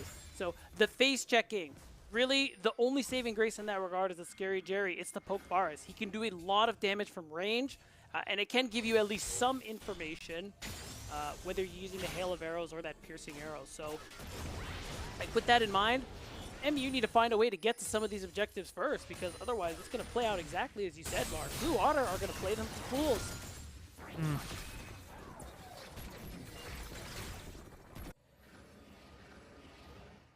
I think they know, wait, too. I think they're is it prepping just the for solo it. Baron angle? Isn't that a Master Yi thing? I don't know if he has enough lifesteal. Oh, that's right, that's right. Oh. That's the only thing. Like, Baron hurts. Yeah, he can do a lot right. of damage to Baron, but Baron also hurts. So that's why I think he needs at least one person to try and tank up a majority of the Baron damage. Yeah, you're right. I think the only way this could maybe work is if Munchie took the Omnivamp or Lifesteal runes in the Precision Tree, which he has access to. He very well might have. because you are getting a lot of attack speed in this build regardless. So you don't need the Legend Alacrity, and you don't need Legend Ability Haste either. So I think Legend Lifesteal or Omnivamp could totally work in this instance. But Blue Otter are just shifting their attention over to this other dragon. And the rest of Maryville are not contesting them. They're just overloading on the top side of the map. I don't know if their Baron threat is any better, though, since this is only Lethality Varus. And Spirax threatened by the Solar Flare means that he has forced the flash away. And this Rift Herald is going to get a lot of damage down on this tier 1 turret.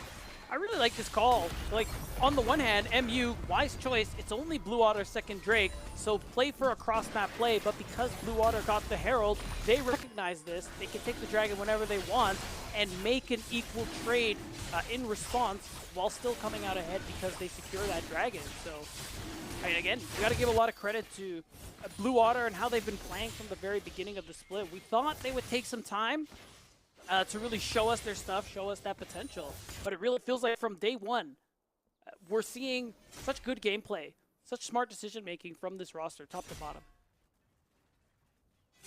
And it's even matched by how smart Maryville are taking the responses, because they are being presented with a 1% scenario where they have to play against a Master Yi on stage. And now they're like, okay, guys. It's like 0.1%.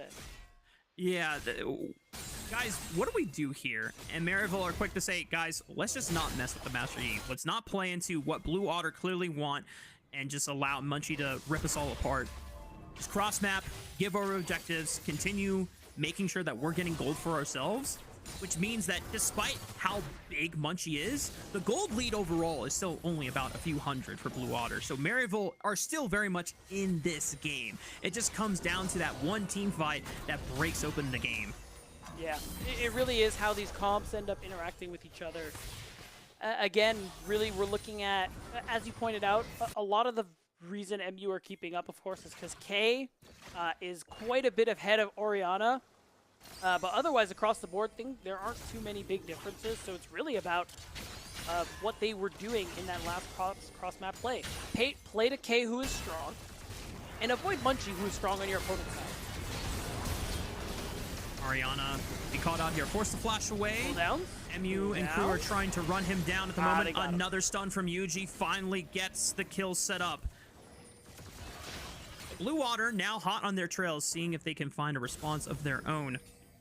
Hexblade finish for Munchie is one of the items that we called out, so it makes sense. Now even more ultimate ability haste and a huge stat steroid upon casting that Highlander. So Highlander's already giving you a ton of movement speed, and you're getting even more movement speed from the Hexblade, as well as attack speed for the first 8 seconds of that ultimate cast. This item screams Master Yi, and the fact that it gives him nice HP pool. Anytime Samakin throws a ball on top of him, he's also going to get the resistances that you get whenever you cast Command Protect. So Munchie is going to be way more durable than people might give him credit for. Yeah, especially including the health you mentioned in that experimental Hexblade. Oh, Munchie, gotta be careful here. Pops a Highlander. He still wants it. He's rooted. He might have overstepped his welcome, and Maryville overgroup at the right time and catch Munchie for the big shutdown. Wait, this Ariana is huge. TP's in. Oh, and Maryville, what immaculate punish that they have found, being able to catch Blue Otter when they were least expecting it. And this Baron belongs to them now. And this is such a big swing here. Blue Otter were ahead for so long. They were such a dangerous opponent here for MU in this game state. So the fact that now they catch out Munchie, they kill Ariana, who teleported already, and they get this Baron, now they have suddenly gotten such a massive grip over this game here. They've got a significant amount of gold. They have the chance to get more turrets taken as well, and we're going to watch this replay. I mean, look at this. We were saying it earlier. Munchie needs other people on his team to be eating up that CC, but instead, he gets Pantheon W. He gets stunned by, what was it? The Chain of Corruption, the Karma W. He was basically chain CC'd, unable to Alpha Strike, and that's instantly his advantage negated. Yuji able to now catch up a bit, match him on the 3 items. No tier 2 boots. Yuji knows the importance of this GA, now can empower him to make those dives more fearless and more boldly in these further fights. 56 seconds before our 4th dragon of the game. Solar Flare connects onto Spyrax, another flash, and a flash from Rovex to try and get out of the gravity zone. Munchie trying to eat Spyrax for breakfast right now, stunned up by Yuji. Munchie now forced to flash away, and the burn from K ensures that the Master Yi threat has been dismantled. Maryville University will continue the chase. Grand Starfall will cut off Ariana's escape, but the K flash will ensure that he's got no more room left to go. Spyrax picks it up, and Blue Otter's momentum has been completely shattered. And it's all right back into Maryville's favor. They're the ones who have all the momentum on their side now. Long spawn timers on the top side of Blue Otter, and Baron buff still active for another minute for Maryville University. This gold lead, it's only going to grow. They're only going to push further into Blue Otter's side of the map, and it is just so crazy, the stark contrast compared to the first 20+ minutes of this game. Mark, Blue Otter, they had it all from minute 1. It was all meticulously planned out, carefully executed, and now off the back of a couple well-placed fights from Maryville University, it feels like it never happened. Can definitely feel super frustrating, especially in Munchie's position where you had this massive lead, you were so terrifying on this Master Yi, and it's just one pick, one sequence that basically completely overwrites everything that you had worked so hard to maintain. And it's not like Munchie isn't strong anymore, but Maryville have now overcome that summon, and they have a massive advantage now, both in their top lane and their bot lane, where Munchie has to try and figure out which threats he tries to neutralize first. But I think Maryville are making exemplary use of their experience, of their composure against a team like Blue Otter with some hot faces that are new to the league, but able to take advantage of here. And now Baron buff has expired. Maryville have done quite an extensive amount of damage. Like you said, Mark, very well executed on their part. Now, we're going to reset. We're going to spend that gold. This advantage, we're really going to see the value of that gold lead in item form, and it's going to show in these team fights going forward. Now, Blue Otter, this game just got so much more difficult for them, and it shows. It really is just going to depend on how well they execute on their CC. I think the last 2 fights, they really weren't grouped as 5. Both times, Munchie and the second time Rovex were further ahead than anybody else. So they need to be really moving as a 5-man unit if they want a chance at coming back here. It is tough. It will take a big shockwave. It will take a big solar flare just because you are so much further ahead. Mm-hmm. Third item picked up for Samakin with that Shadow Flame to aid in a lot of the burst. For Maryville, this Rumble has become such a monster. Almost 4,000 gold ahead. 3 items, including that Zonia, so he is well equipped in case Munchie ever decides to jump onto him first. He can buy some time and deny those resets for Master Yi to continue out the play. And K is now just starting to walk forward very menacingly and pressure for a red carpet if he ever wants to throw it down. He's still got a couple minutes before Dragon spawns, as well as the Baron. They were looking for Ariana, but no dice there. Yeah. I don't even know if Ariana had the burn flash or not. I don't think he did. Honestly, he just... Judging by... Oh, I think they thought he was recalling in the brush. That's why you saw the redemption try and cancel the recalls. I think it was a read. And often you see top laners do things like that, so, you know, honestly, not the worst guess. It just was a pretty costly guess. Yeah. Yeah. Now, still able to push in most of these lanes, so map state very much in favor of MU. Both teams at 2 dragons apiece, so this next dragon, not really life or death. It's the Baron in 30 seconds that we need to be watching out for. And this is Maryville's way to end the game. This is Blue Otter's way to actually get back into this one. Hey, letting everyone at home know, sorry for the TP that found nothing. They thought that they had the jump onto Ariana. They did not. Indeed. Oh my god. A lot of poke coming out from Scary Jerry. Ariana, though, might be caught out here. Yeah, he's fine. Using his mobility to dash away back to the blast cone. Spyrex is going to zone him off. Ariana's walking back in, though. Had no idea that Spyrex is there. Flash from Yuji tries to lock him down.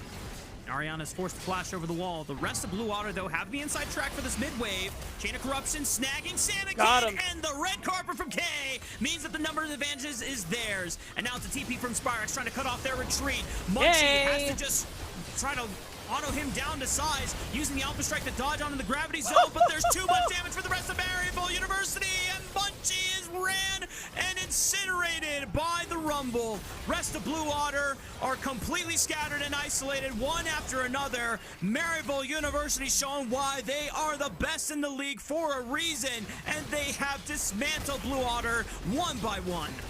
I think the Baron's trying to get accepted at Maryville University. The way it also moved onto Munchie in that last play, and there it is, 10K ahead for Maryville University. It is going to be that second Baron buff in their pockets, and 30 seconds till this next Drake. You got to imagine that's theirs, but what really matters is how Maryville, at this stage of the game, this buff could be how they finish off game one. 10,000 gold lead is pretty hard to overcome. Even if it is all localized into only 2 members here, I think those 2 members are way too hard to deal with at this point.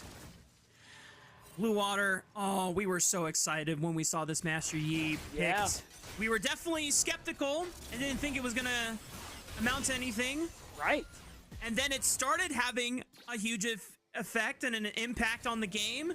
And then Maryville just found their one moment, played the game super patient, super reserved, never contesting Blue Otter when they were super strong, and always cross-mapping and making sure that they were in the game gold lead-wise, and then once they found their window, they have not let go of the lead since. No, they certainly have not. And I will say, despite Blue's lead earlier on, something worth noting too is that most of Maryville's structures are still up. It really just makes it so much harder for Blue Otter to push these waves particularly deeply and set up for some of these neutral objectives. And of course, this only gets more difficult when it comes to defending this base as well. Look how quickly Maryville, with the aid of the Hex Portals, are able to carry these waves here and start threatening the base. Basically just escorting these waves, getting gold from these turret plates, and using that Varus poke just to whittle down your opponent so that you can eventually take these turrets. It's just this slow bleed that really should work. Yeah, excellently done by Scary Jerry. Constantly whittling away health bars here. These piercing arrows are forcing Blue Otter members back to the fountain and giving a window to Maryville to finally siege this inhibitor turret in the mid lane, or the bot lane, I should say. Ariana caretaking to the mid lane at the moment, but the first inhibitor is leveraged for Maryville University. Now turning their attention to the mid inhibitor turret. Solar Flare. Gonna go wide. Nothing will come of it, but still, 30 seconds of Baron buff. This mid tier 3 is certainly not long for this world. And now they're gonna be fishing after they take down this inhibitor. Blue Otter. Gotta be careful, but it feels like there's nothing else that they can do, but in hopes that they can throw whatever spells they can, clear waves, and hope someone from Maryville steps out of turret, because this is the stage of the game we're at. Maryville has to make a mistake for Blue Otter to come back. And Maryville are very well aware of a late game scenario where if they ever scatter too far out and give isolated targets for Master Yi to slice down one after another is not the ideal scenario for them either. So we would think that with a 10,000 gold advantage, why aren't they not just pushing in for the base to end? It's like, well, they're making sure to not give any windows for Blue Otter to punish. They're playing as formulaic and tactfully as possible, letting the super minions do all the work on the bot side, and they will now redeploy, focusing their efforts through the top side of the map instead.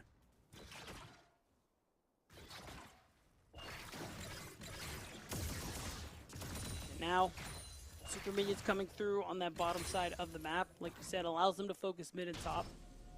Really just get focused and set up for this next Baron. It's the only real objective to play for in these next 3 to 4 minutes. Might as well Good just ward. focus on it. Really nice ward in the mid lane. He's able to suspect that, hey, there's probably all standing in that bush, and K has his own hourglass, so he's willing to step on forward, but he might have overstepped his welcome too. He had a massive shield though from Oxananas, and K will still survive. Says 07 in the chat. He's done his job in face checking. The shockwave does practically nothing as Spirex still healthy enough to continue the siege, and Yuji has cut off their retreat path. Spawn will have to face check into the Pantheon, takes a ton of damage behind it, forced to flash over the wall as a teleport comes in from K, completely recharged and revitalized, ready to burn them all to crisp. K leading this fight once again, and the rest of Maryville's bot lane and mid lane will just finish the game and send us to game 2. The valiant effort from Blue Otter showed us something really fun and exciting for more than 20 minutes, but at the end of the day, Maryville's consistency stays strong, Mark. Guys, why are we TPing to chase this kill? Just leave Samikin alone. It's kind of BM. Yeah, you made your point. There you go. All right. The Saints having a little bit of fun. You know what? Blue Otter busted out a fun pick, and Maryville said, all right, it's time for our fun now, too. And I know it wasn't a win. That was still hype to see the Master Yi, for a moment, almost look like it was going to win. And because this is a signature pick by Munchie, I know it's not the first time, or it's not the only time we're going to be seeing it this year. So, I'm beat down. I'm going to give you a handshake real quick. We were here. Where were you, We chat? were here. We That's were right. here when we witnessed the first Master Yi of NACL. It feels good, man. That was honestly fun. Shout out to Munchie.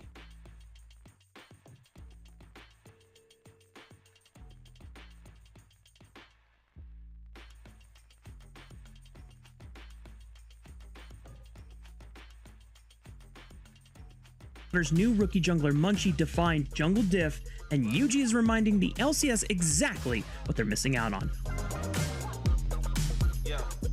Hello, what's up, y'all? Rafa here, recapping everything NACL Spring 2026. Here's what you missed in Week 1. We started the split with a heavyweight clash between Conviction and Maryville University. Sniper was surgical on the Aurelia to take Game 1, and while it was hyped to see him lock in his signature Riven for the decider, Yuji was simply too efficient. He remained proactive in every game despite the Game 1 loss, eventually reclaiming his jungle kingdom and proving why he's a two-time most valuable prospect. In the CCG versus Winthrop University series, the Eagles actually secured a solid early game advantage, but Dardoch showed exactly why he is such a feared veteran. He and only 35 coordinated great map punishes to stifle Winthrop's momentum, outplaying them in the end to secure the 2-0 sweep. Also, shout out to Fiji for a disciplined NACL debut. It's not common to see a rookie top laner make their claim to fame playing mostly tanks instead of carries, and Fiji's Sion and Ornn looked just as good as a seasoned pro. For peak entertainment, Supernova vs Citadel was back and forth chaos. Eventually, Shochi emerged as the series-defining hero thanks to his Aurora gameplay. He gave us some incredible moments and followed it up with a legendary post-game interview that you absolutely have to see.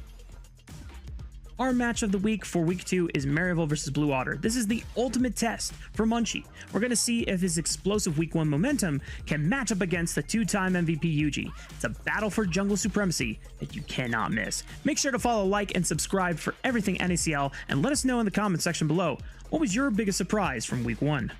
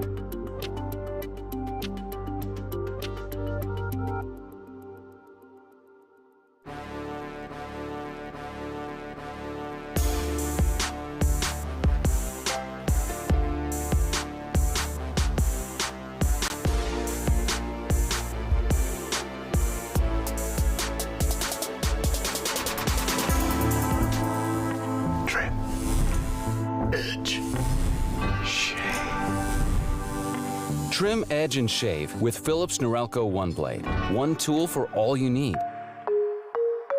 Philips Norelco One Blade presents Shave All Things.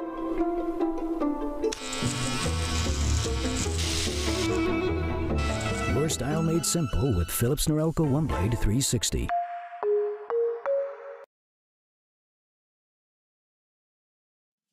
Welcome back, y'all. We're getting ready for game number 2 between Maryville University and Blue Otter. Potentially our last game of the broadcast if Maryville closes this out in a 2-0 sweep fashion. And I don't know, Beatdown, that Master Yi angle had us all super excited, but Maryville constantly reminding us why they are one of the best, if not the best team in the league, with their composure, with their experience, and their problem solving, and being so patient on waiting for the right moment to look for a window, to look for a punish. And once they got that lead, I mean, this team, whether it's Maryville, whether it's Dark Zero, or whatever their name is, this core of the roster has such a good damn track record of having such a stranglehold on these advantages. Yeah, and we got to give a lot of credit to Maryville, even in the not so fortunate position they are for that early to mid game. They made most of the time they made the best decisions that they could to try to keep themselves in that game. And you said it, they waited for their moments, and there were moments where Munchie not really sticking with his team, being caught out either alone or with one other person by the majority of MU who were fishing for him. That was really the one way Maryville University were going to be able to overcome this Fed Master Yi. And then it got to a point where it was just impossible for Blue Otter's comp to really come back from that situation against a team like Maryville, who are so experienced, so skilled, play so intelligently, and make a lot of the correct decisions. They just give you so few options, so few mistakes to capitalize on. Yeah. Oh. Beatdown, I might go play Master Yi in solo queue after this. I'm not gonna lie, I've been inspired. What I don't are your care. teammates? Yeah, my teammates are definitely gonna hate me because it has been a hot minute since I have played this champion, unless for the occasional ARAM mayhem whenever I get him. But wow, that was so fun, and I hope Maryville had fun on the fly dealing with it and problem solving it, and giving themselves a pat on the back for navigating what many of us fear in solo queue on a daily basis. But looking ahead, going into draft number 2, because we took a curveball with the Master Yi, some of the more traditional jungle picks are still available going into this next draft. Maryville resuming with the Nocturne ban. Last time they banned Xin when it was Blue Otter facing MU, and because there's no Pantheon, I imagine that you're going to want to continue ensuring that Xin does not go over for free. It's certainly not. Could maybe not even go over at all.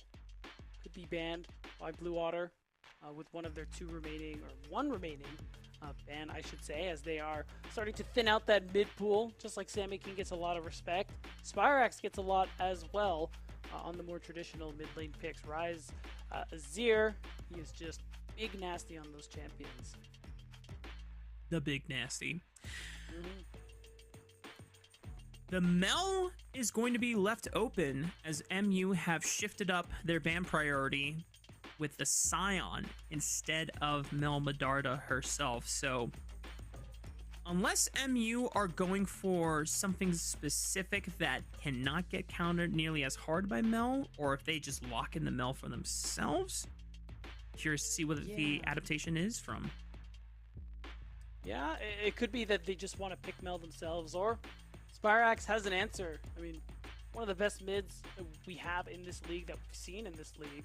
You gotta imagine he has something in the pocket, and things like the Mel are very well-known Samikin champions, so they could have an answer. But instead, they're just gonna lock that one in themselves. Strong in lane, really good lane to play through, so in the hands of someone like Spirax, you'll love to see it. Ooh, I would be very precautious about going for Ashe Seraphine into Mel. I don't know what you're talking about, Mark. I Mel guess only has one deflect. I guess the gamut is that they pick the Mel and they're basically telling us, well, you probably don't want to pick Ashe Seraphine, but then that means we get Ashe Seraphine, and you don't have nearly as strong of a bot lane to answer into it because Ezreal and Karma has already been taken. So your next line would be Corki Nami as your pairing. So, but you're technically right, Beatdown. You can try and bait out the rebuttal with one of your abilities and then launch the other after. Yeah, a lot of ways to play it. It does have a pretty long cooldown, so Spyrax, he's gonna have to be real smart with how he uses that one. It does leave a chance for Yuji to grab that Xin, but there is the angle of Corki Nami, as you pointed out too. So it could be an angle there to just pick Xin for Blue Otter and just ban away remaining jungles, like ban away Wukong, Vi maybe as well, just to have to force you to get into those lower tier of jungler picks. Yeah. I think the only thing I would be scared about potentially is like maybe a Mundo for Yuji, but as long as Blue Otter have plenty of damage from other lanes, and I actually can get down with this pivot, because Aurora can be flexed between both Samakin and Ariana. Yeah, there's no Rumble that you're counterpicking either, but there's plenty of lanes that Aurora top can still bully and abuse. Yeah, so that's another angle to go as well. Could just look to handshake junglers in that last rotation of picks here. Could still look to hick out one or two, or potentially ban away some top lane options or that Mundo jungle that you pointed out. Yeah, anytime that I see an Ashe, I always feel like Mundo can be a good answer into it, just because when she is on gold parity with the curve of the game, she just does not do enough damage to Mundo to really be a threat. You're looking at elsewhere to try and bring this Mundo down. Because the Mundo's banned, Maryville will ban out the Xin. So now, like you said, Wukong would be like the next cream of the crop skirmishing jungler available. If you want pure initiation, you go for Vi. Ooh, a respect ban towards the Skarner. Unsure if whether that was maybe in the pockets for Yuji, or if K just saw Fiji bust it out on top and said, you know what, guys, I can also play Skarner top lane. Yeah, but I like it that they didn't ban the Wukong, because at the end of the day, their next pick forced Maryville to ban it. And that's your expectation is Blue Otter, so it could just be them going for the Vi. We know Ashe Vi being a really good combination of being able to set up, the Ashe arrow from across the entire map, as long as if it's set up correctly. So this is the expected angle there for Munchie, and I'm really curious how the response will come through. Also worth noting, of course, the Aurora, you mentioned its prowess in top lane, so they are going to leave where Aurora's going to the very, very end. And I always like Nefiri when I see a Vi showing, because it's so easy to bait the cease and desist and then just cancel it with your call of the pack and your W, because you go invulnerable, and you need a Serpent's Fang carrier, and Nefiri is a wonderful Serpent's Fang user. So now those Seraphine shields are going to be shorter in supply. Maryville looking to round out their top lane with potentially a blind pick into this Aurora. Either it's an Aurora top and they just have to eat it, or they are going to get counterpicked by something else from Ariana, and the Jax is going to be the safest option they can go for. Yeah, and I kind of like the hover. I think we are needing a little more beefiness in Blue Otter's composition, and it is going to be the instant Poppy response. So Aurora mid, a Poppy top. You're dealing with a number of dashes here, so a lot of value from that steadfast presence, and of course, MU's comp, more of that death ball. Being able to break that up with the Keeper's Verdict, and of course, making it easier for your team to fight out these objectives with that same ultimate has a lot of value. You know, I love Nefiri into Vi. I hate Nefiri into Poppy, because Poppy is much harder to try and navigate, because anytime you want to ult in as Nefiri and then a Poppy shows up, W. Boom. Yeah. Your ulti instantly canceled, instantly negated, and if you don't get a reset immediately, then that's just a wasted spell for the cost of one basic ability, which is never a good feeling if you are the Nefiri in this position. So I like the pivot. I didn't even know that Ariana had a pocket Poppy. We know that Ariana used to be a mid laner, but Poppy mid doesn't sound like that was ever in the question for the pool, so this is a pleasant surprise. He's been playing top lane enough. I'm sure he's got enough top lane champions in the pipeline. And so clearly he's showing it again. Has a Poppy as well in that back pocket. Again, a really opportune moment for this champion as well. And as long as he's able to capitalize on it, I kind of like what I'm seeing there for Blue Otter. Of course, we look at what it's going to be like in that late game mark. MU's comp, like Nefiri, Jax is going to scale really well. Of course, Corki.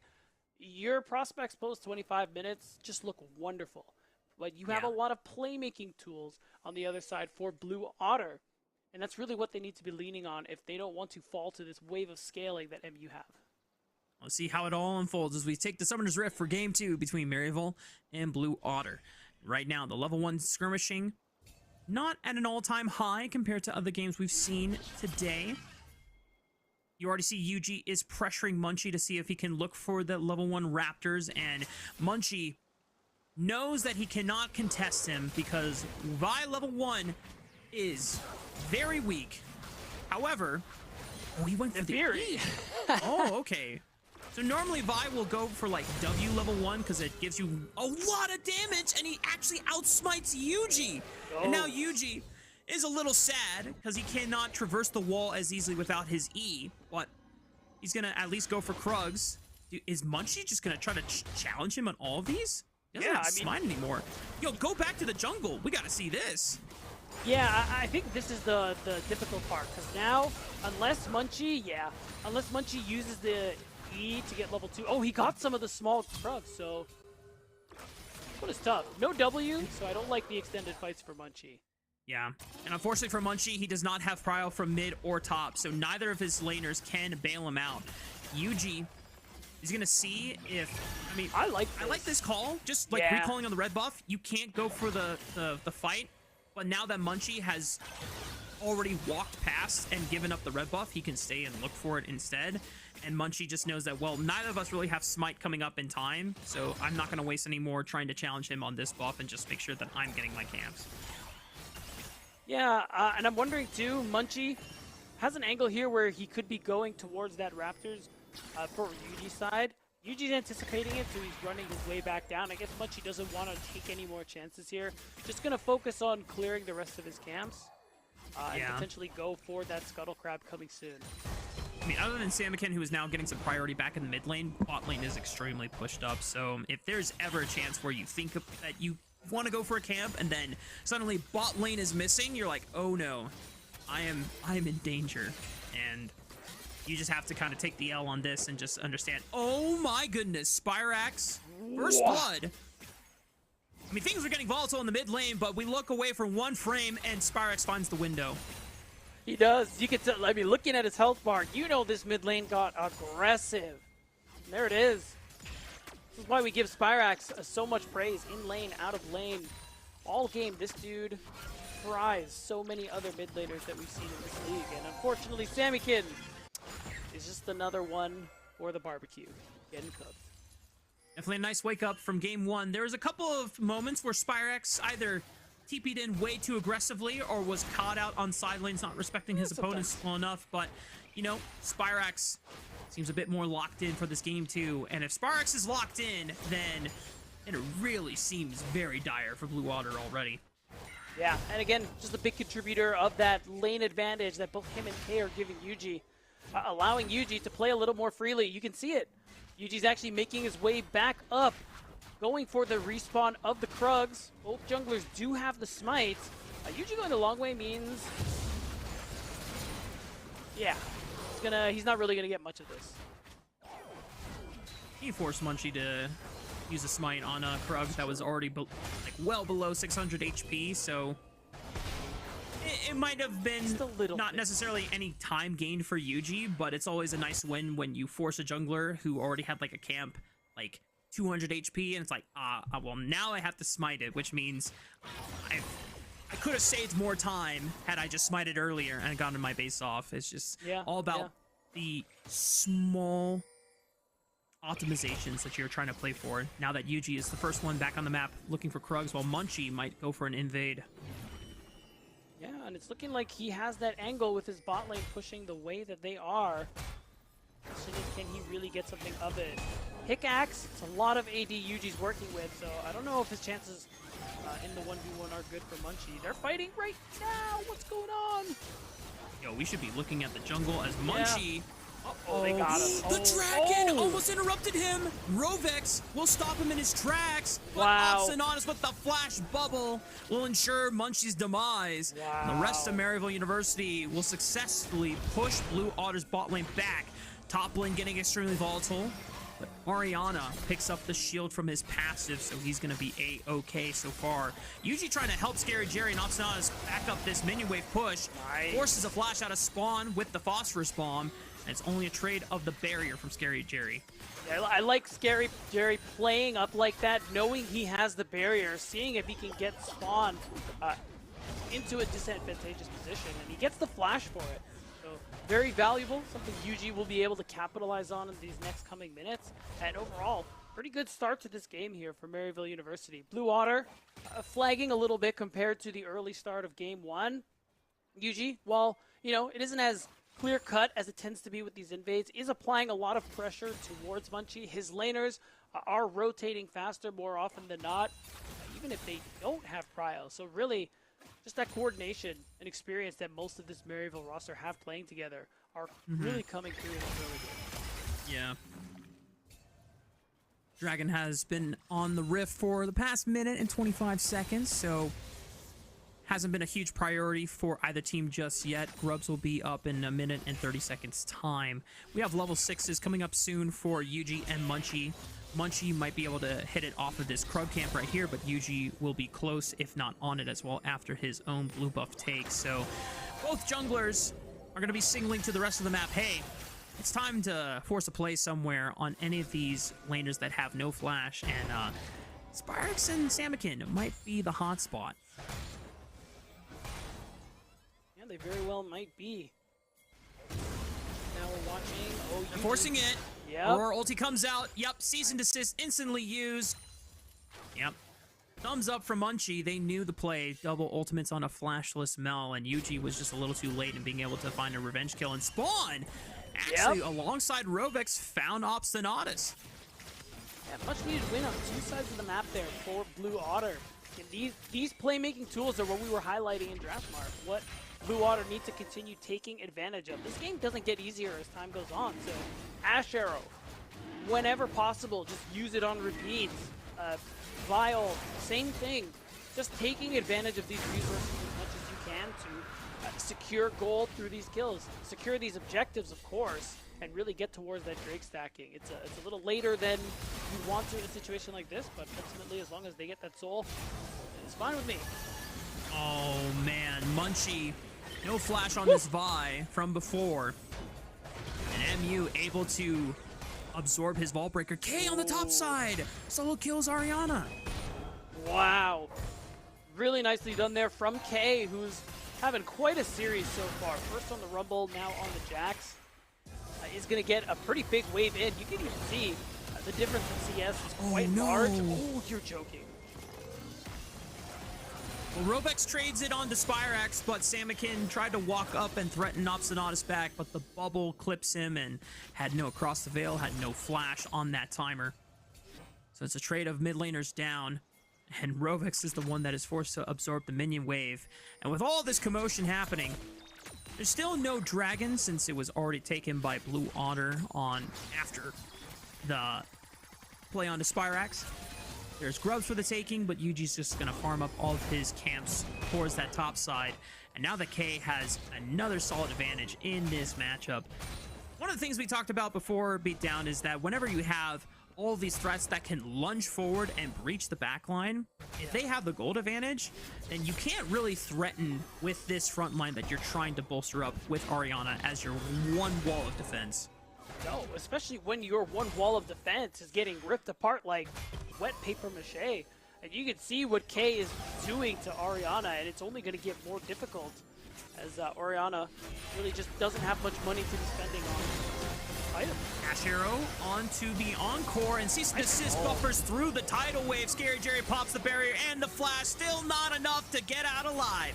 Blue Otter's jungler will help lead Spawn and Rovex to another kill in this bot lane. Yeah, and on the one hand, it is really good because you get a lot of summoners. You get all of Scary Jerry's summoners out. You get this big wave crashed in, allowing a lot of turret plates to go over.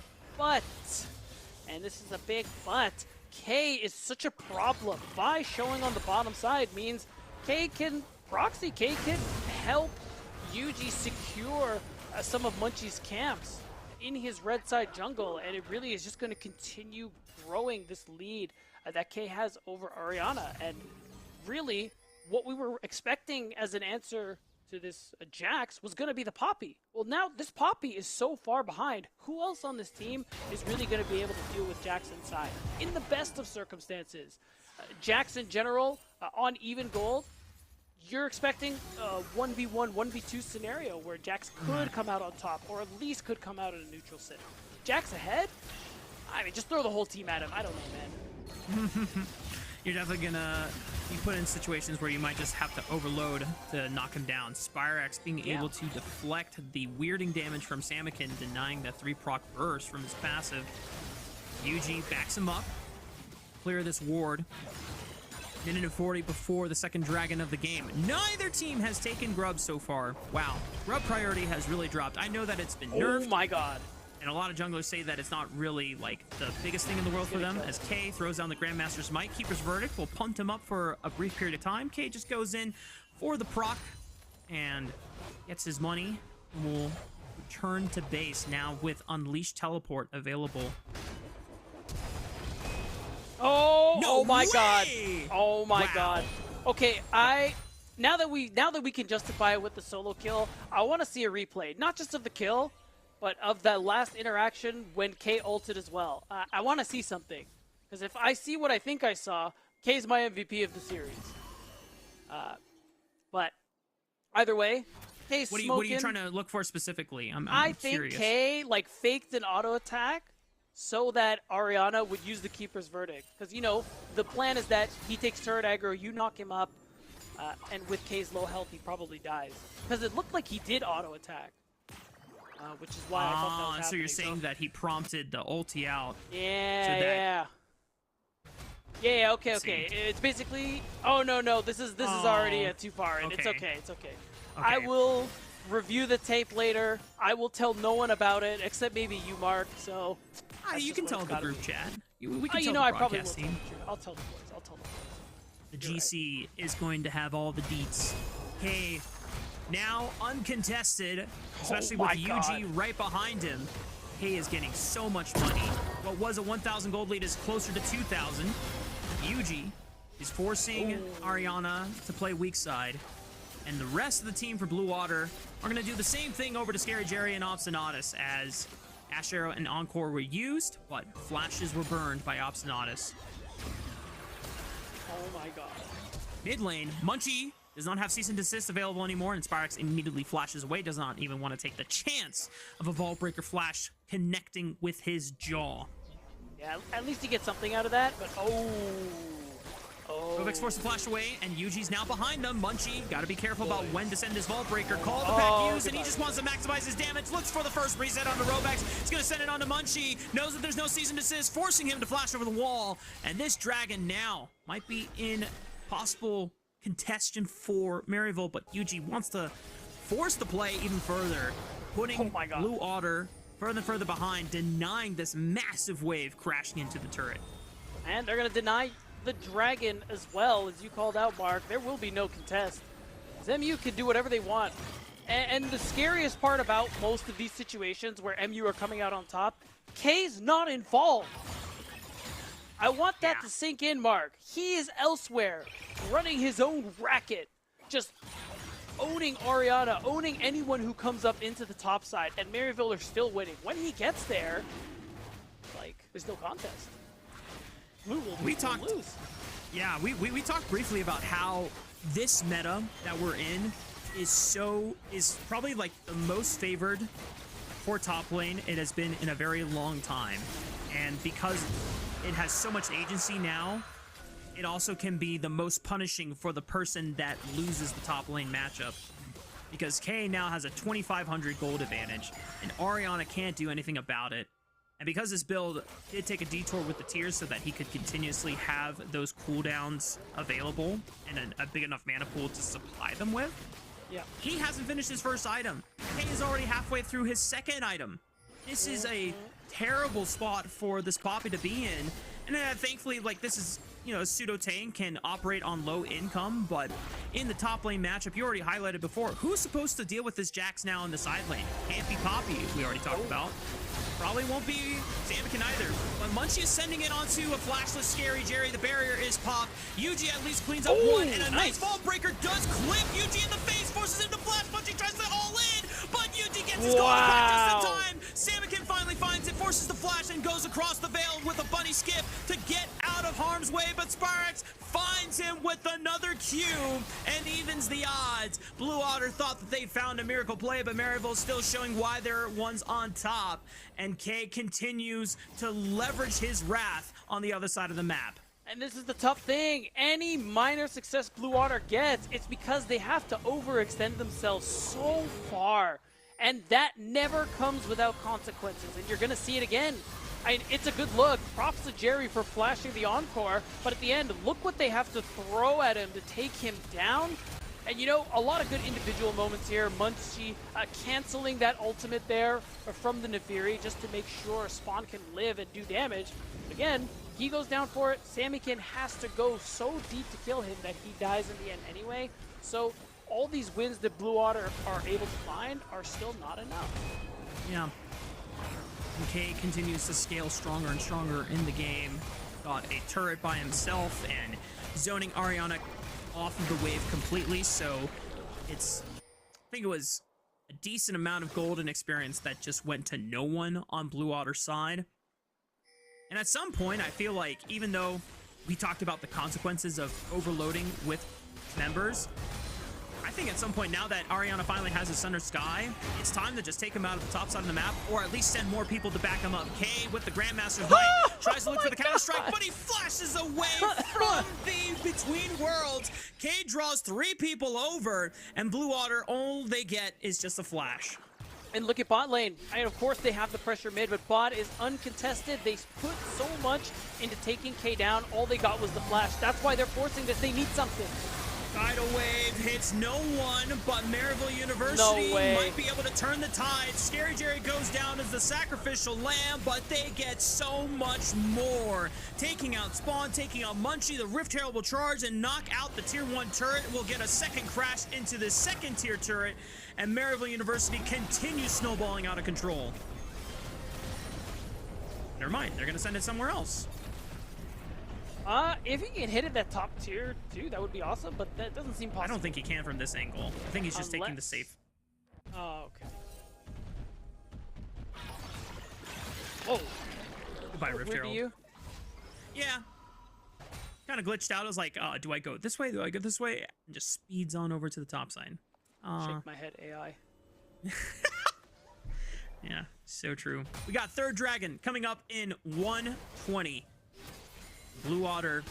It is kind of their only win con that they are trying to leverage at this point, but now that they're down 6,000 gold effectively, I don't know if they can even find a better setup for it. And Ariana at least will block one of the E's from Yuji. Just walk on out and accept that he's not getting most of this wave. Yeah. Really hurts to lose the flash there for Ariana. Gotta play your life. I don't even know if this next dragon is really going to be available. You can see the pressure putting on that Maryville are putting in every lane. K's pushed in top lane very far, and now he is walking his way down.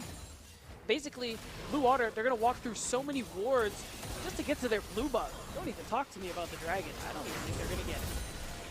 Woo! Munchie got one, baby. It's got the his mental wolves. diff. Every little bit counts in stabilizing a jungle's morale. Yes. But K is here in the mid lane, and this makes the scenario for Blue Otter even more precocious, as trying to dismantle K's Jax at this point in the game. He doesn't have his Thunder Sky available yet, but he's quite close. Who cares, man? No, he's big enough. And Yep. just his presence alone will guarantee that Maryville will get this dragon with no answers from Blue Otter. And they didn't have enough time to fully overload on the cross map, so they are now just getting to this side. And at most, they're probably getting 1 or 2 camps. I'm gonna go with 1. Yeah. Yeah. And no plates, of course, because K set up the wave pretty well on that top side before going down. So it's really just all the good League of Legends you expect from a team like Maryville University. Game 1, a bit of a shock for them. Showed us. Yeah. We got to see that Maryville University is a little mortal, a little human. They bled, Mark, you know, but they still won in the end. And this game is just business as usual. Yeah. They didn't have the problem solve a Master Yi jungle, and it was a little more another day in the life for the Saints. Bubble connects onto Munchie. Might be a dangerous spot. Forced to flash. Dash arrow goes on to UG. Cease and desist. They chain the CC, so he cannot use Call of the Pack to dodge it. But now K has arrived, and he's throwing down the lamppost and showing them who is the best. Maryville University. We're going to push them back into their tier 2 turret. And it's a trade for junglers at the end of the day. 1 for 1. Not the worst feeling for Blue Otter. But at the end of the day, doesn't change the circumstances that they are in. It just prevents Maryville from being able to just rush the Baron right here and now. But we're getting to a point very soon, sooner than you expect. Than one would expect normally, that Maryville will just be able to take this. And K is good with 2 items. Going to be able to contribute a lot to that Baron taking. One Scary Jerry finishes that Nirvana as well. Same deal, Ariana. Well, it's been a pleasure to know you. He's got help coming behind him. Oh, he does, and he's low. He has no mana. Double E from Rovex. They finally shut down the raid boss on the top side, and Samikin picks up the shutdown gold. That is, I think, almost 700 gold that he earned, but again, it takes so many people to take down K. Look what happens. Spirex on the other side of the map takes a tier 2. Yuji's able to snag some camps. In fact, Munchie, I was going to say he's in trouble, but he is going to get out. Still, Blue Otter taking whatever they can. Shutdown is something. Getting more gold onto carries like Samikin will be very impactful in these team fights later on. His comboing with Munchie is that much more impactful, especially if he does manage to finish his 3rd item. And the hope at this point is that Blue Otter can use their pick tools to isolate a key member and kill them. Blue Otter have taken some time to set up this topside vision control, but there was one ward from Maryville that spots them right over that river bush lip. They are well aware that Blue Otter were looking for a death bush. However, Obstinatus gets hit by an Ash Arrow. Thankfully, he's close enough to the tier 1 turret. A bubble connects onto Ariana. K is the first one to go forward. Yuji's waiting for his time. K pops the flash. Dodges out. Scary Jerry is bursted by Samikin's ultimate. And he's forced to use his summoner spells. K looking for another counter-strike engage. Cannot get close enough for the leap strike to connect. Maryville are taking their time to try and push them back. Poke and prod. Spirex using this melt to great effect and damaging Blue Otter's health bars enough. They're forcing them to recall. Yeah, they got a recall right now. With this wave, I think Maryville should be in a position to potentially do some serious damage, if not take that tier 2 turret. Still, not a bad look from Maryville. This is what I'm talking about, especially with Samikin on that Aurora. He does a lot of burst damage, so squishier targets, like most of Maryville University. If that full combo goes off and the combat goes through, that is actually, that could 100% someone if there is no healing or no shielding applied to them. So something Maryville are going to have to be careful with, and something, it's one of the few threads that Blue Otter can grasp onto.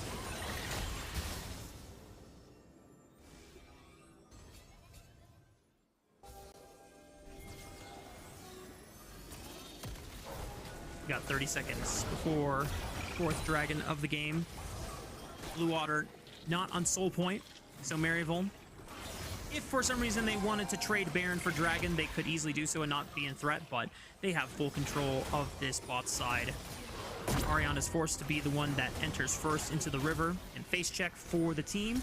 Ash Arrow connects on to Scary Jerry. No flash, no barrier. Munchie sends an encore right over the top as well. They got him. And Sparx would not get near to block any of the spells with his rebuttal. It's a trade for Munchie and his life instead.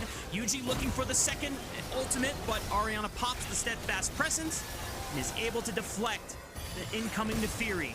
Blue Otter taking a lot of damage, and Spirax with the ultimate sends Rovex back. And Blue Otter cannot continue to contest this dragon any longer. Yeah, again, pick duels for Blue Otter so strong. The question is just what do they have after things like Vile, Ash Arrow come through? And the answer is really not a whole lot. And that's where Maryville really have them beaten. So now as a result, pretty solid looking play, but in the end, K able to very easily knock down that tier 2 turret. MU still come out on top overall, and they're in a position where they can start this Baron at any time. Force Blue Otter to walk into them, and as we've seen many times this past 10 minutes, that is their doom. Now, I'm not sure if they can really stop it from happening here.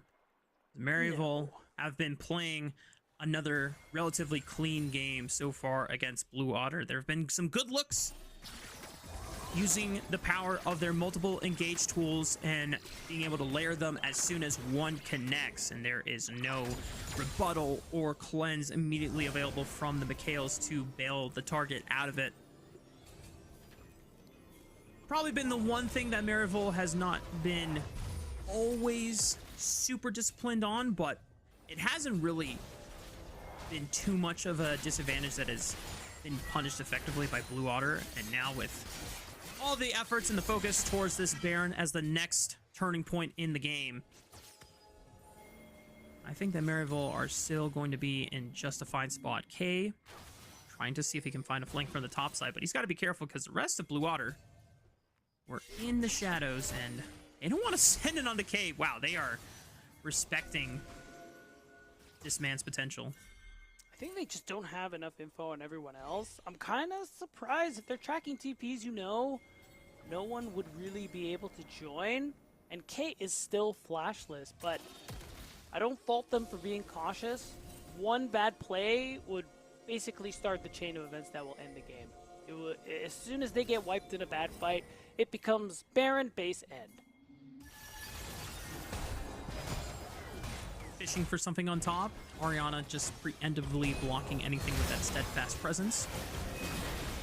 Prax connects a snare, but Ariana now backed up by Rovex with these shields from the Seraphine, and at least withstand and endure some of the poke.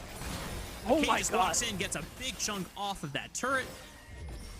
Yeah, that's the bulwark going down, and now Munchie is here.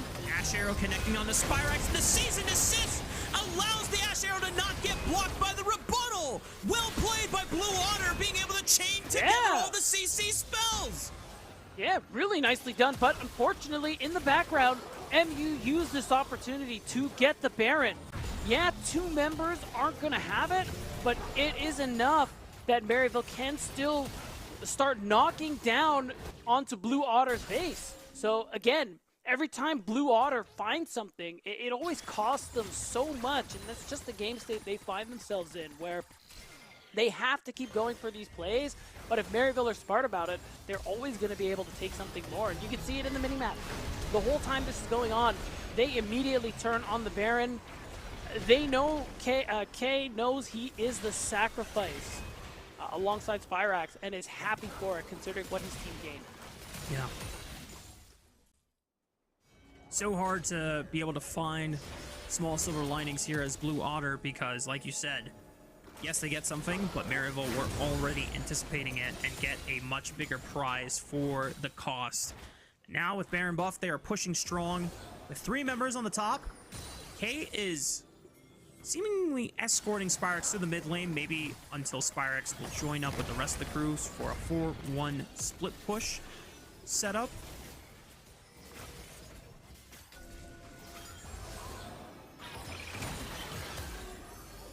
Right now, poke is still quite strong. Death cap is there for Sammykin. Those combos do a lot of damage. But overall, the game state is still the same, Mark. Baron for another minute 30. Soon we're going to see these inhibitor turrets start falling. That's why the fishing needs to come through from Blue Otter. Mikhail's used for the Ash Arrow. One engaged duel now down for Blue Otter.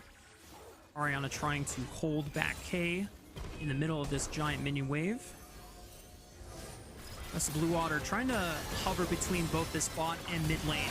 Double E into the my stun, God. and my goodness, yeah. Spyrex ulti deletes Rovex from the game, and Encore didn't even get a chance to get sent off before he got sent to the gray screen simulator. Blue Otter now on their heels with backs against the walls, trying to see if they can defend as much as possible. We have been heralding the success of Maryville University ever since the beginning of this series. We talked about how we were expecting this result to come. It has been a very pleasant and very enjoyable ride to see them manifest this happen. Ariana will punt away K with the Keeper's Verdict. Will at least slow down this siege for now. Rovex is coming up in 2 seconds time. Encore will be available. Spyrax cancels the cease and desist, going golden. The Encore unfortunately mistimes and doesn't get the ultimate down. Spyrax does fall, but Blue Otter are trying to survive the onslaught as best as possible. K with the counter-strike will not find anyone, and Blue Otter might be able to finally push back Maryville Saints for now. Yeah, that is the big asterisk mark for now. Still, Maryville will be able to walk away and secure their third Drake of the game. It will be really hard for Blue Otter to do something about it without a jungler, even with the Ash Arrow that they're sitting on right now with Spawn's ultimate. And the Mikhail's Crucible is already off cooldown. K! Oh, K almost got pushed Sonya's. with his counter-strike on into the back line. Pops the Seekers. Be able to walk this back out. Huh? K goes back in with another counter-strike, tries to flash in and anticipate it, but Spawn has enough distance and stuns him with the arrow to stop that from happening. Let me see. Does Ariana have TP? I mean, just recall and TP. No, they took enough time that Munchie is back. He's going to have his ultimate soon. Oh, the recall canceled though! He canceled it, and he stops and kills him, and now Maryville have the numbers advantage once again. They don't care about the dragon right now. They can just push forward for this instead. 4 versus 3. I like these odds. Yuji goes with the call of the pack, increases his movement speed and his damage. Munchie's the next one to fall, and now it's down to Rovex and Spawn to try and defend this base, but against 4, I'm not sure if they have enough in the tank. Encore is flashed by Spyrax, dodging it beautifully. The bubble connects onto Rovex, and now it's only Spawn against the world, and the Saints are marching in for a 2-0 sweep. And even with the first game hiccups, it's still Maryville on top, Mark, showing us the dominance that they expect. The coach of Blue Otter said if they don't 2-0, something's wrong with Maryville, but still, the way they did it is definitely exciting.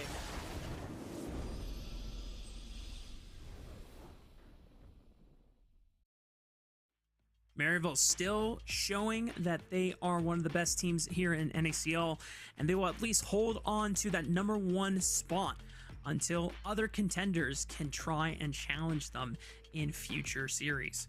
Probably the next one on the block is going to be that Energy Maryville University matchup when it does happen later on in the season, because especially with the way that Blue Otter brought out that Master Yi in the beginning beatdown, and how we were all like, oh my gosh, like Maryville are actually getting pushed around here.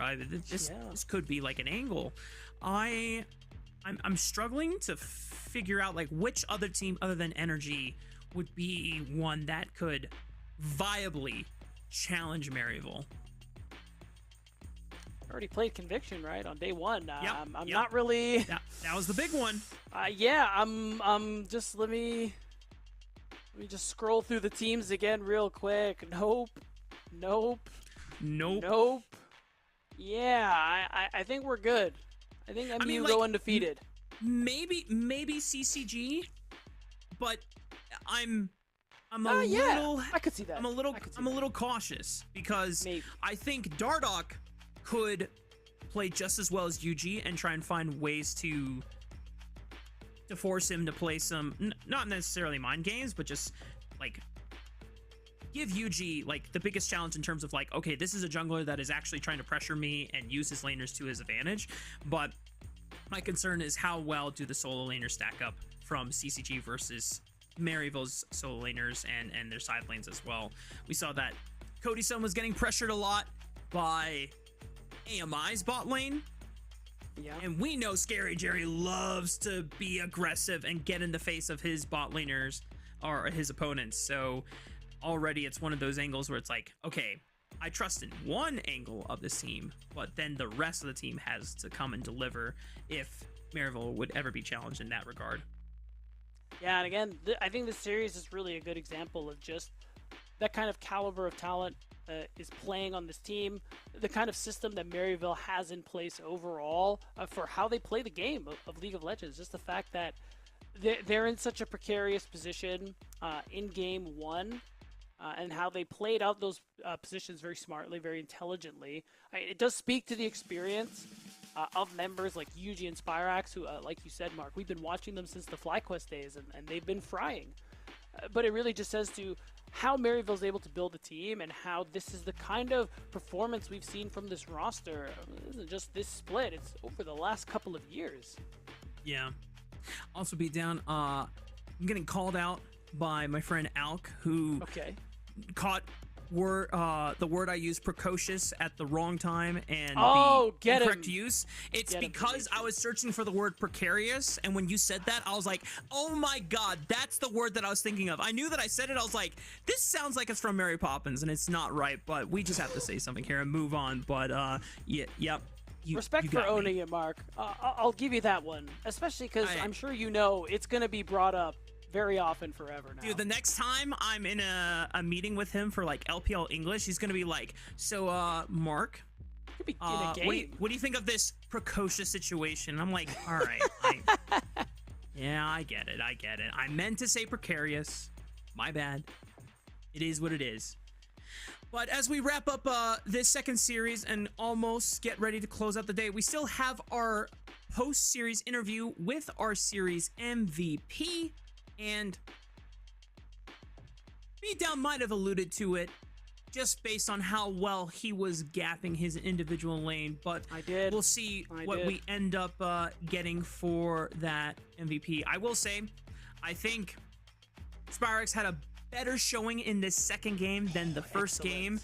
The first game, there's definitely a couple moments where it was like, oh, that TP was a little too aggressive, or oh, probably should have flashed this, etc., etc. But then the solo kill on a Samikin early on, especially on a champion that Samikin is very, very well versed in and would probably know almost better than the rest of the league how to navigate some of those matchups.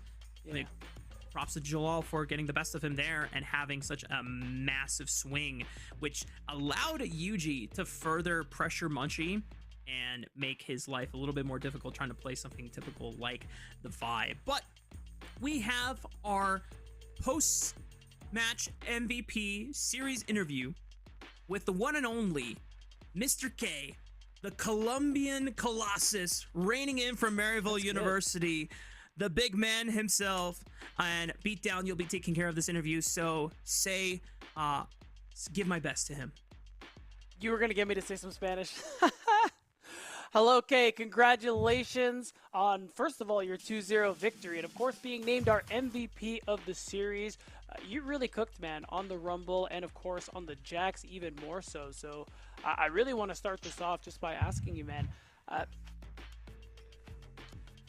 We got to talk about the Master Yi, man. We got to get right to it. I need to know what you and the team were thinking at different points of the game. I want to know what you were thinking in draft, and then in the first couple minutes of the game, and then how were you guys keeping cool and getting yourselves able to focus and catch up? You guys hear me, right? You guys see me? I had no clue that. Yeah, we can see you. Yeah. Hello. First of all. Hello. Everyone. So, yeah, we talk about it. I mean, not we, but like I pointed out, like Monchi is a friend of mine. So I remember yesterday saying to my teams, hey, in this Enchanter meta, that guy might play you 100%. I told him that might happen like second game, maybe third game if it's happened.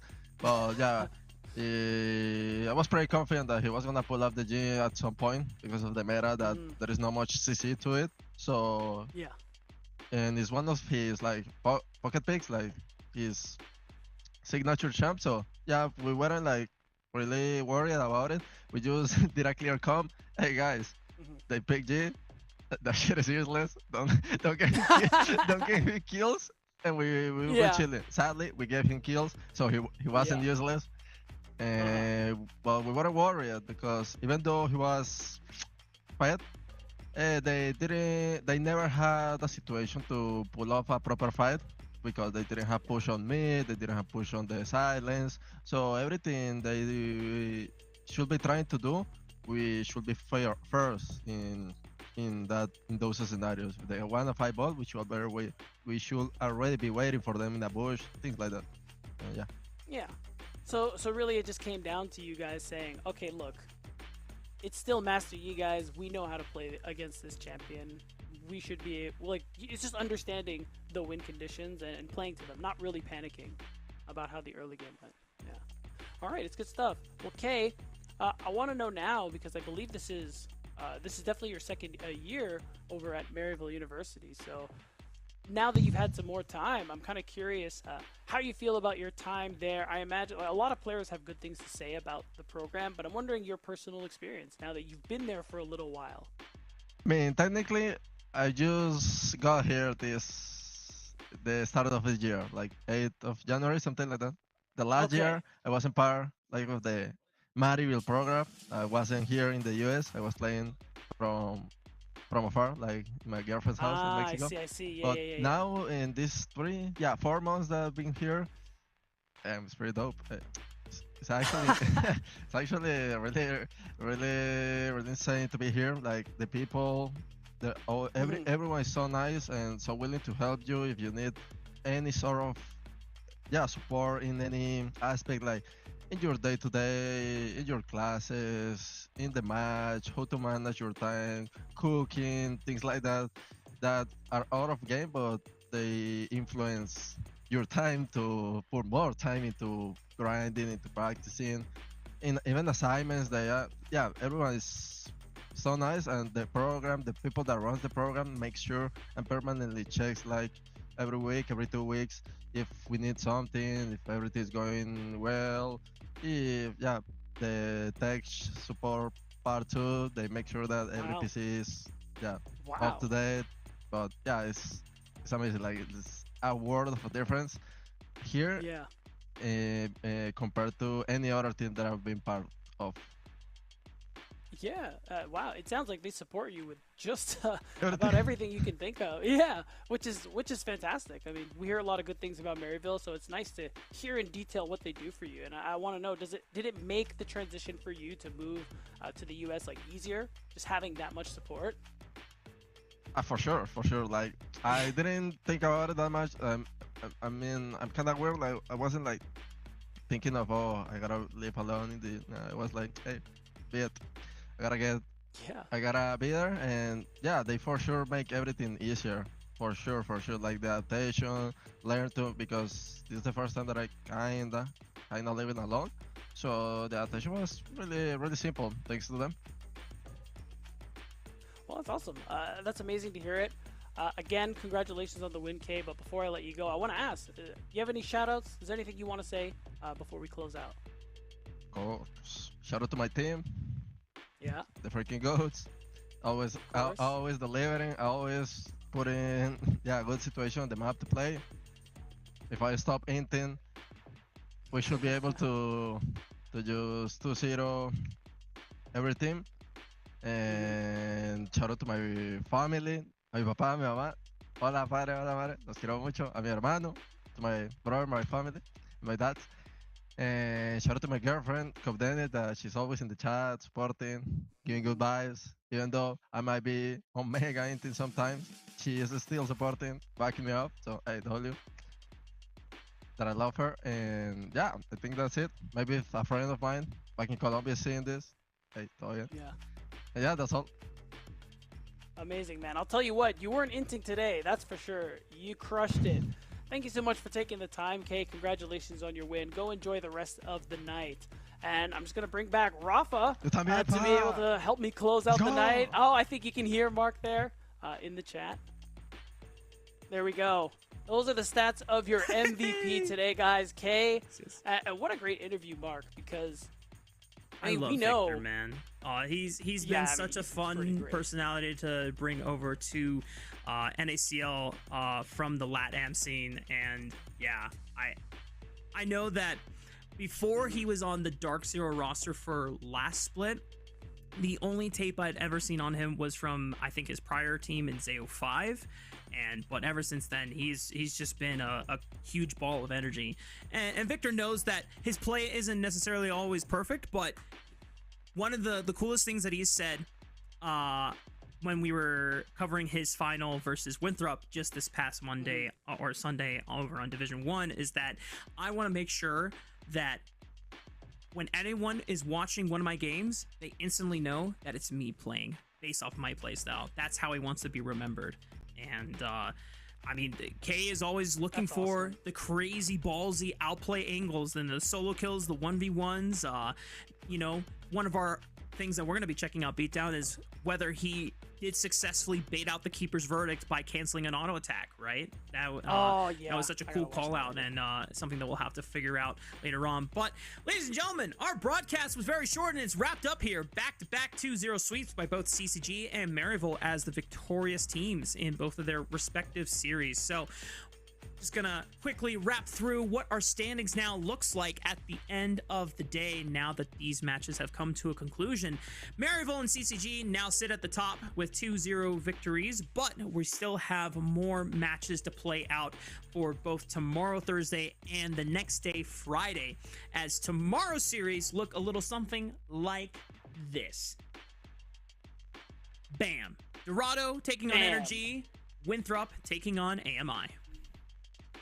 And it's going to be, of course, some more exciting NACL action. I want to say real quick, Mark, to your point about how short the day has been, I think after last week we deserved that. I think we earned that. Absolutely. Truly. I love deserving things that I my co-caster tells me I deserve of, and not because I was not reading another message from our staff to close out the show. Never that. Never that. But again, it's always a blast to cast with you, Beatdown. It's always a cast blast. NACL. Shout out to all of our co-streamers for helping cover and put more eyes on the product. Shout out to all the teams as well, and the players, and everyone at home, all the fans for supporting the scene. Until tomorrow, see you all next time.